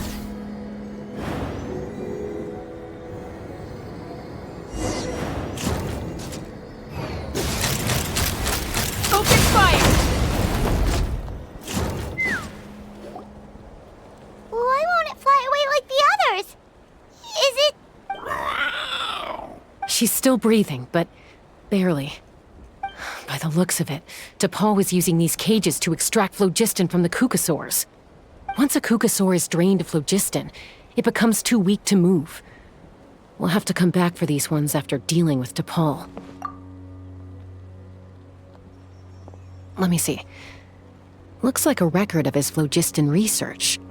Log number 330. With the support of... I was finally able to launch the airborne workshop. Even though it relies on the relic for 80% of its power supply, I've at least taken the first step. Log number 348. Research on the relic is progressing well. I should be able to replicate the technology and scale up production very soon. Has proposed a name for this groundbreaking invention: the phlogiston wings. I think I'm getting close. Soon I will achieve my dreams. Log number 377. Encountered some issues with the new smaller model phlogiston wings. The gaseous phlogiston showed some volatility during the refinement process. Thinks we should proceed at a more cautious pace with the refinement experiments. But after so many past failures, I have to prove that I will succeed this time. Log number 114. Ran an experiment using cuckosaurs to refine gaseous phlogiston. It was a success. Log number 117. I have started recruiting merchants and hunters to capture wild cuckosaurs. Log number 121. Major breakthrough in the efficiency of phlogiston yield. Huh? So many parts have been crossed out! Yeah, probably the contact he alluded to in his other notebook. Guess he has a benefactor. Did anyone else notice how the numbering system in this notebook suddenly changed halfway through? We haven't got time for textual analysis, I'm afraid. Grab the notebook and let's press on.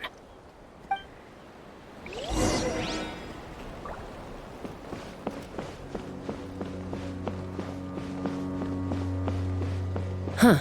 Never seen one of these before. Looks like this was built with the Cinder City components, too. You're not thinking of giving it a nice hard kick, are you?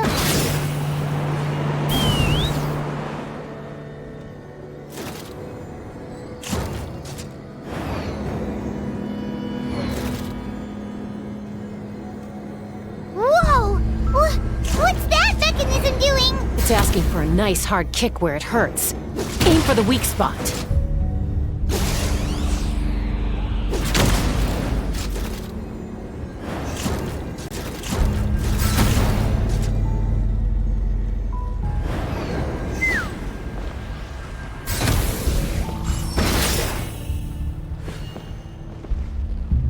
Let's fly!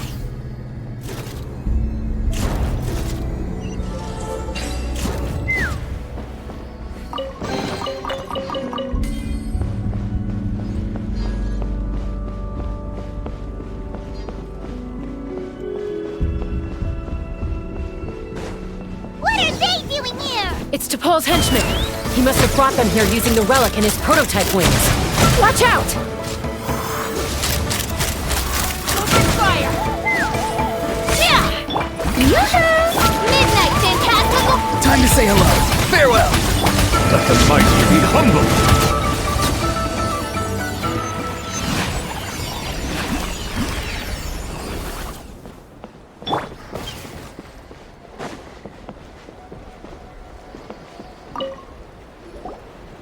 Hey, look here! More of T'Pol's notes!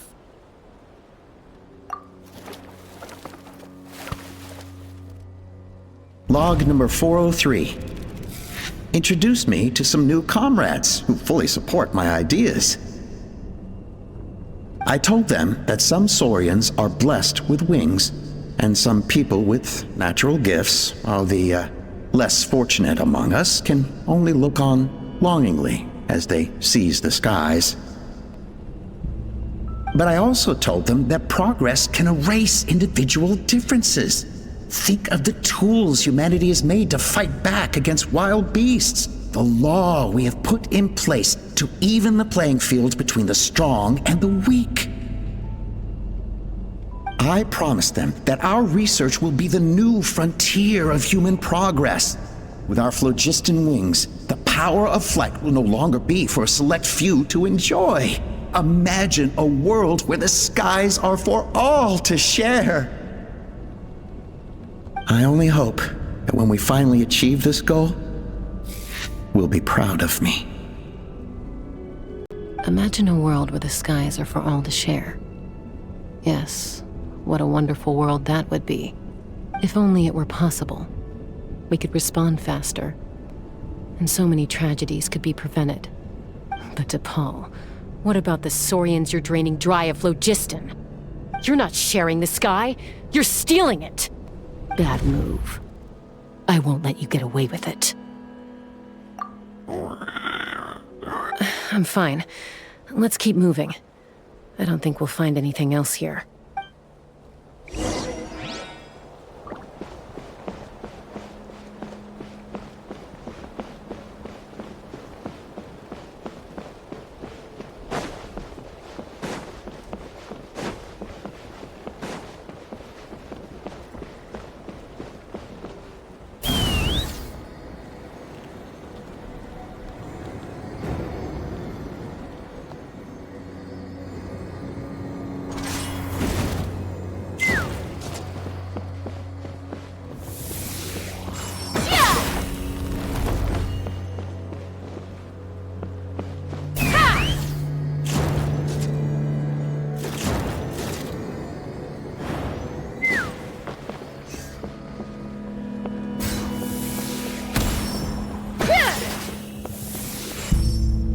Let's fly!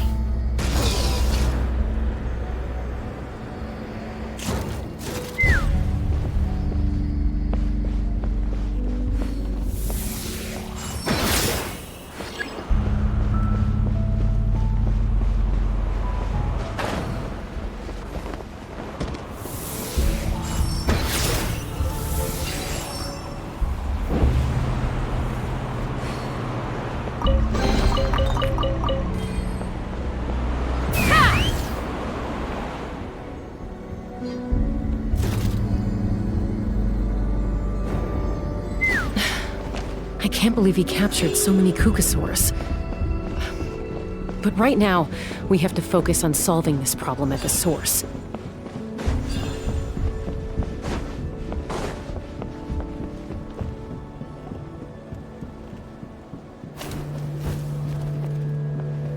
Looks like we've reached the center of the workshop.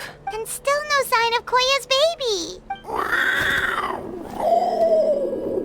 Let's search this area for now. If we still can't find Chime, we'll double back.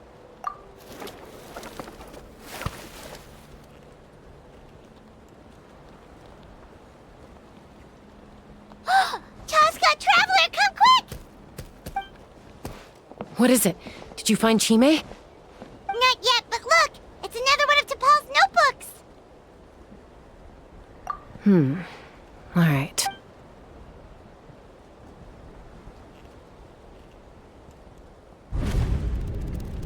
Log number 428. We decided to restart the experiments on phlogiston refinement, but without telling. This is the final obstacle to the success of the Phlogiston Wings project. We cannot fall at the last hurdle. Log number 436. Earlier today, suggested using cucosaurs as an intermediary to extract refined phlogiston. It's certainly feasible, but... Anyway, as long as our secret experiment succeeds, I'm sure won't bring it up again. Log number 443. We will conduct the experiment tomorrow. Birthday is coming up, so hopefully we'll have a birthday surprise for her. Log number 444.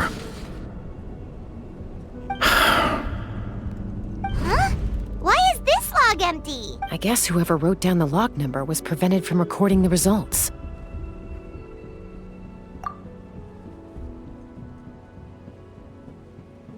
Log number 0. We lost many comrades in the accident.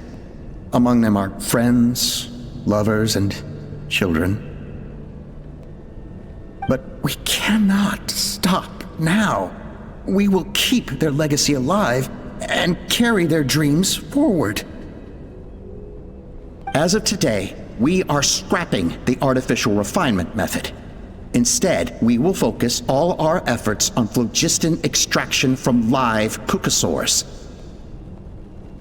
They are arrogant beasts whose existence in the wild serves no one but themselves. Their true worth lies in their sacrifice for the sake of human progress.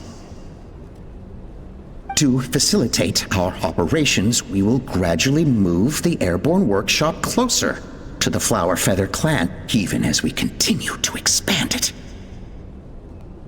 All this we do to create a world where the skies are for all of humanity to share.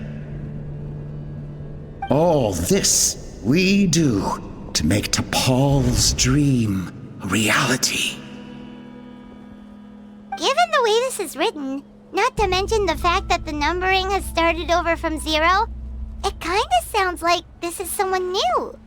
Does that mean that T'Pol's already...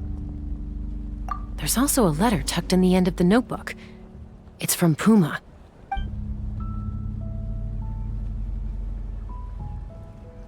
T'Pol, I don't know where you are right now, so I don't know how to reach you. My best bet is to send this letter to the Flower Feather clan. Your father is gravely ill. Oh, I know we've had our differences in the past, but he is still your father. Won't you come and visit him? Please. I know you never liked him and cared even less for me. All you ever yearned for is the sky. And your birth mother. But we'll still be waiting here for you if you do come back. This may be the last chance you'll get to see your father. So Puma's not T'Pol's real mom? Huh. Well, she did say he never called her mom, but I'm gonna assume she was just venting. We know that T'Pol's father passed away quite recently, and this letter looks recent. By contrast, the writing in this notebook is old and faded. It looks like the real reason T'Pol didn't attend his father's funeral is because he'd long since passed away himself.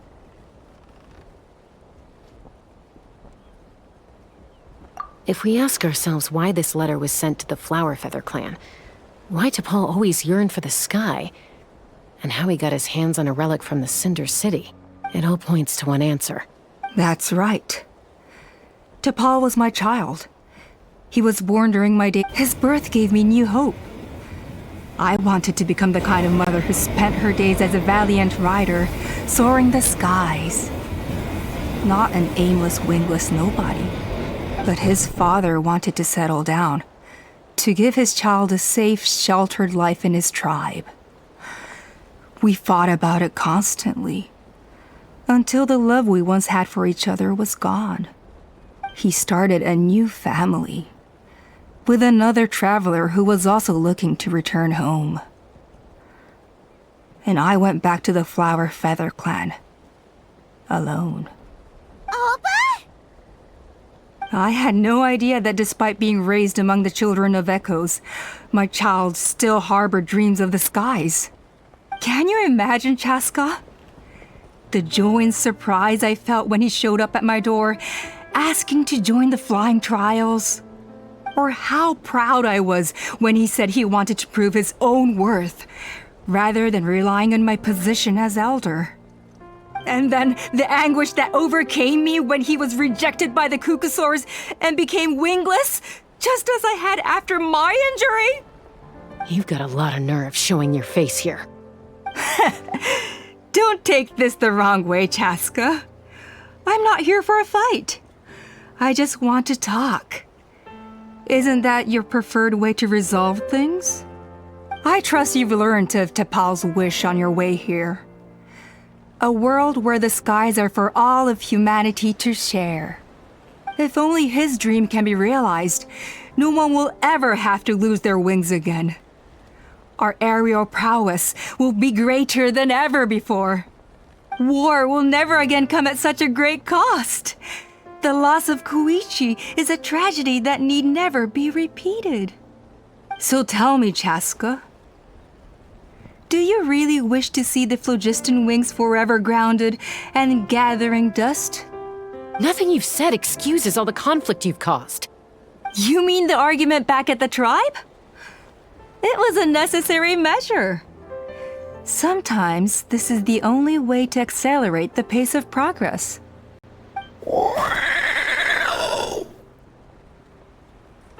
Is a mother harming her children when she coaxes them into swallowing a bitter pill? Of course not. It is a brief moment of suffering for the greater good, and the child would come to understand this in due course.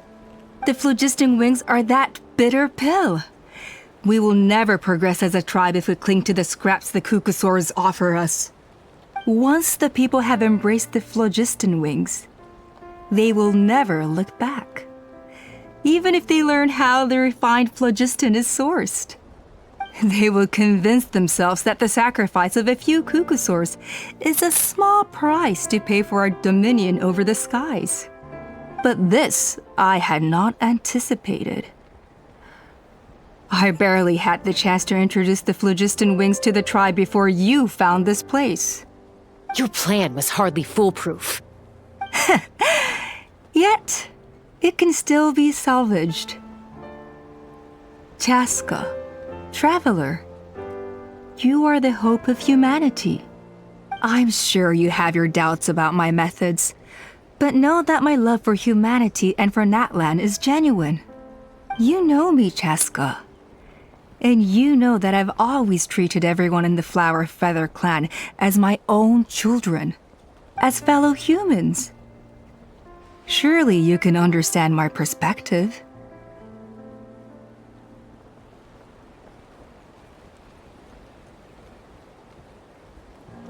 Alpa, Natlan doesn't belong to humans alone. And truthfully, neither do I. How many times has the Abyss invaded Natlan now? And yet despite how much stronger it is than us, Natlan still stands as a nation of humans and Saurians. Peace imposed by force will crumble in a matter of days, because social bonds are what hold a civilization together. Weren't you the one that taught me that? And yet you would break the bond we share with our Saurian companions to take more power for ourselves? That's as stupid as hacking your own arm off to use it as a club. They are wild beasts, driven purely by instinct. How could they possibly understand human social bonds? How did someone like her ever become a writer? Ha! You overestimate them. They bow to the strong and shun the weak. That's all there is to it. They never gave Tepal a second glance when he was at his lowest, nor me when I returned injured from the Cinder City.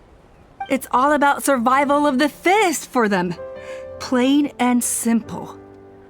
They obeyed me once I proved myself stronger than them, but the moment it serves them better, they'll abandon me in a heartbeat.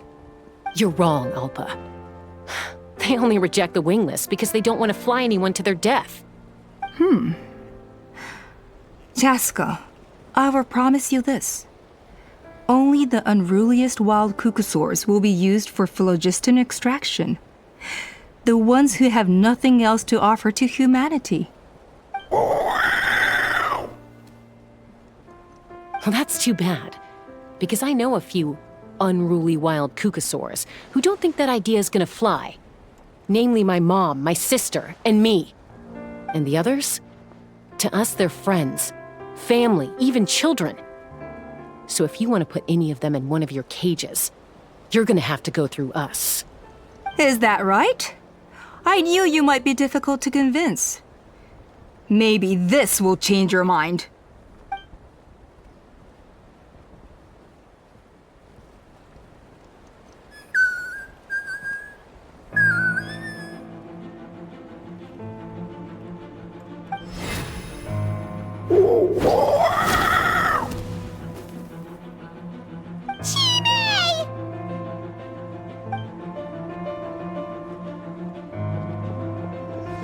Alpa! Careful! Don't make any rash decisions. Unless you want to see her suffer. Oh no, that's one of the extraction cages! I told my subordinates to take control of the tribe while I was away. Luckily for them, our strongest warrior and our most powerful ally aren't there to stop it. Take control? What are you planning to do with Mutota and his supporters? Merely accelerate their inevitable downfall. They cannot stand in the way of progress forever. It is not the move I wish to make, but I'm afraid you and your friends force my hand. And since you insist on imposing me too, I have no choice but to keep you here until the dust has settled. So that's what you meant by I just want to talk. You never intended to negotiate. You just wanted to stall us. No, Chasca. I genuinely hoped I could win you over. You are the strongest warriors we have. Put down your weapons, and I promise you that no harm will come to this young Saurian. I just need you to stay here for the next couple of weeks or so, while my people consolidate their power. Then, I will give her back to you, and you'll be free to leave. As long as the majority supports our vision, even the Pyro Archon cannot meddle in our internal affairs. Your vision is deranged, and the Flower Feather Clan will never support it. You sure about that? Then wait here and see. Time will tell. What do we do? Even if the whole tribe fights back, Mutota's in grave danger! Stop delaying the inevitable! Drop your weapons and get into the cages, now! She's still holding Chime hostage. Is there really no other way?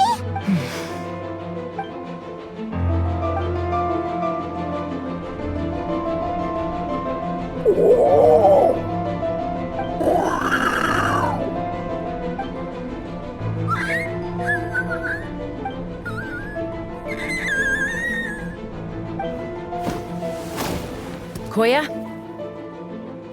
Huh? What are you yapping about? Stand down. Drop your weapons, now! This instant! Ah! Ah! No! The relic!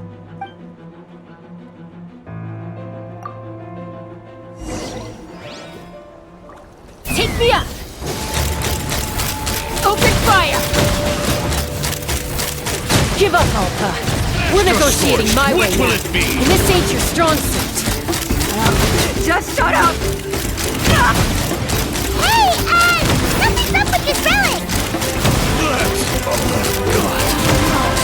Open fire!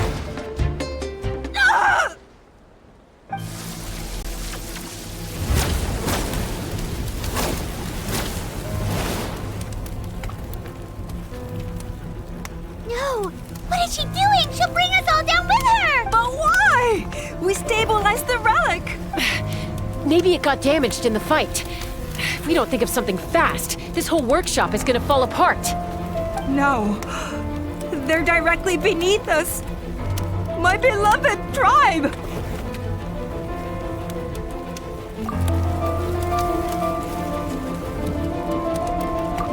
Okay,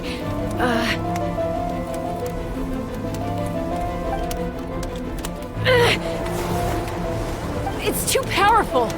This ain't a toy like last time. I don't think I can just throw it aside.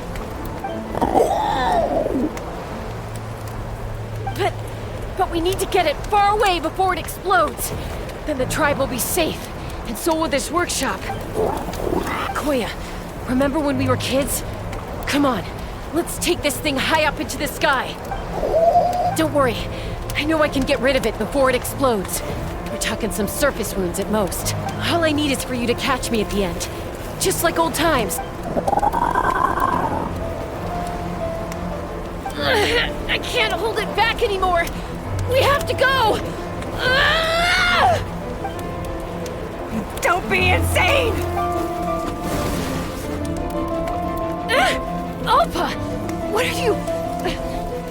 You're a fool, Chasca! Why would you choose such a risky solution? We cannot entrust the safety of our tribe to this wild Saurian! I'm the fool! You really think you can stand a better chance than me? Sure, it may be asking too much for an ex-wingless to escape the blast radius in time, but I can fly it a safe distance away, even if it's the last thing I do.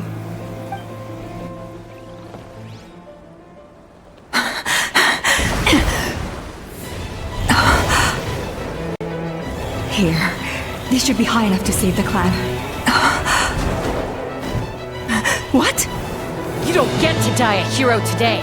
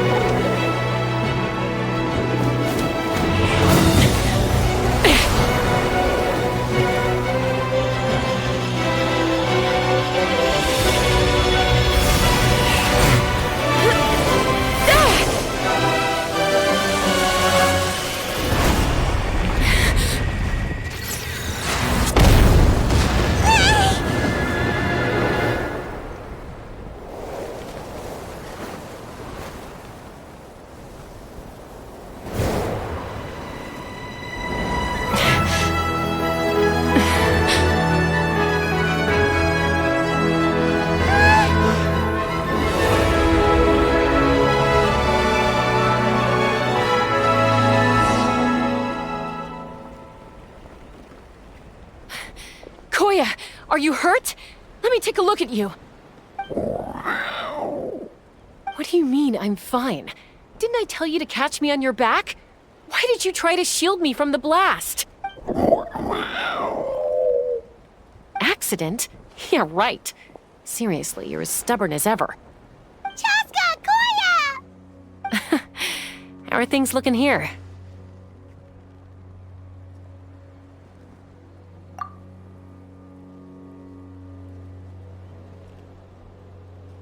I think that's putting it mildly. I owe you one. Again.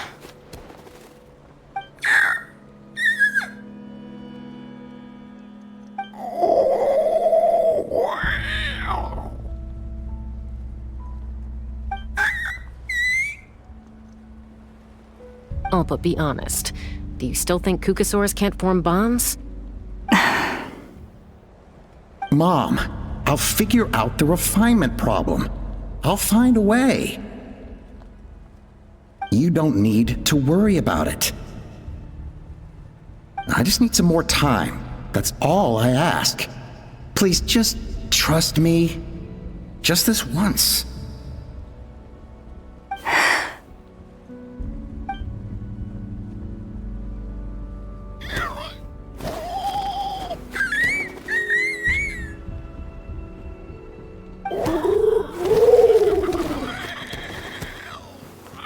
The Flower Feather Clan yield to the strong. And it's up to the winners to define what strength means. So it looks like it's my turn to yield.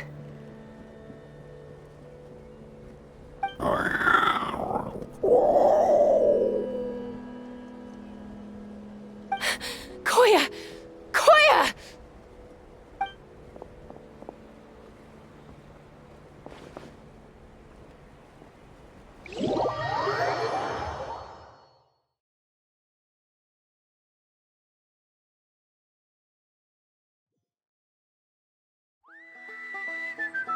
So, you're absolutely sure it's not because of the explosion? Yes, for the 10,000th time, I'm sure. The blast barely touched her. The reason she fainted was old injuries playing up, compounded by overexertion in recent days. The moment she finally relaxed, all the built-up stress finally caught up with her. And no wonder. Honestly, she's just like you. Anyway, now you know how we feel when you go off risking life and limb. Your mother and I would both appreciate it if you lived less dangerously. You know she wrote to me from the Masters of the Night Wind, just to scold me for not doing enough to keep an eye on you. If she wasn't so busy with work, you can bet she'd come back here and chew us both out in person. I'll find an opportunity to apologize to her. I promise. You'd better. No more avoiding us, okay? And don't get me started on all the checkups you've missed. Got it. Got it. Huh? Koya? You're awake. I'll go let everyone know. Hey, but we're not done talking. What are we gonna do with her, Even after everything that's happened, she still hasn't figured out how to start the conversation with you. She keeps saying, I don't think Koya has forgiven me yet. But if you ask me, she's the one who's scared to open up and have an honest conversation. For all her confidence, she's a very sensitive soul underneath. You'd think as a peacemaker, she of all people would know how to reconcile with her family after a falling out. She must have been a handful growing up. Thank you for being there for her. And of course, thank you for keeping her safe when you were up there in the sky. Koya, Uncle Cusco, we're here! Ha! I was just telling her that she's not to go chasing danger with Chasca ever again. Cusco, I understand how you must feel. But it's all thanks to Koya and Chasca's efforts that the airborne workshop didn't come crashing down on our heads. Oh, Paimon almost forgot to ask. They didn't hurt you while we were gone, did they? Thankfully, when her co-conspirators tried to arrest me, I was out coaching Koyer and Junan. The two of them were a huge help. They took care of things while I went around rallying the resistance. So, in the end, Alpa's would-be revolt didn't really get off the ground. And as it turns out, not all of the wingless want to see our dear Saurian friends replaced with phlogiston-powered gizmos. I'm so sorry you got mixed up in this, by the way. We should have caught on to Alpa's scheme sooner. We could have saved so many Kukasaurs from getting hurt. Most of the airborne workshop has now been dismantled. We've just left one small, harmless part intact and repurposed it as a jail for Alpa and her cronies. Let's see how they like being locked up in a sky prison. So, it looks like there's just one last conflict left to resolve. Peacemaker, you're up. I said I had to wait until things had blown over, didn't I? And now they have. But I still have no idea what to say. Koya, I just want to say, I'm sorry for how things went down back then.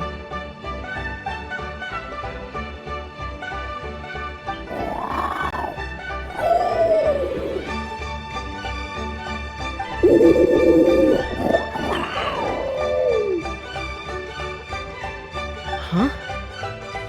Does this mean you're not mad at me anymore? There's that family likeness coming through again. But that day, when we ran into each other...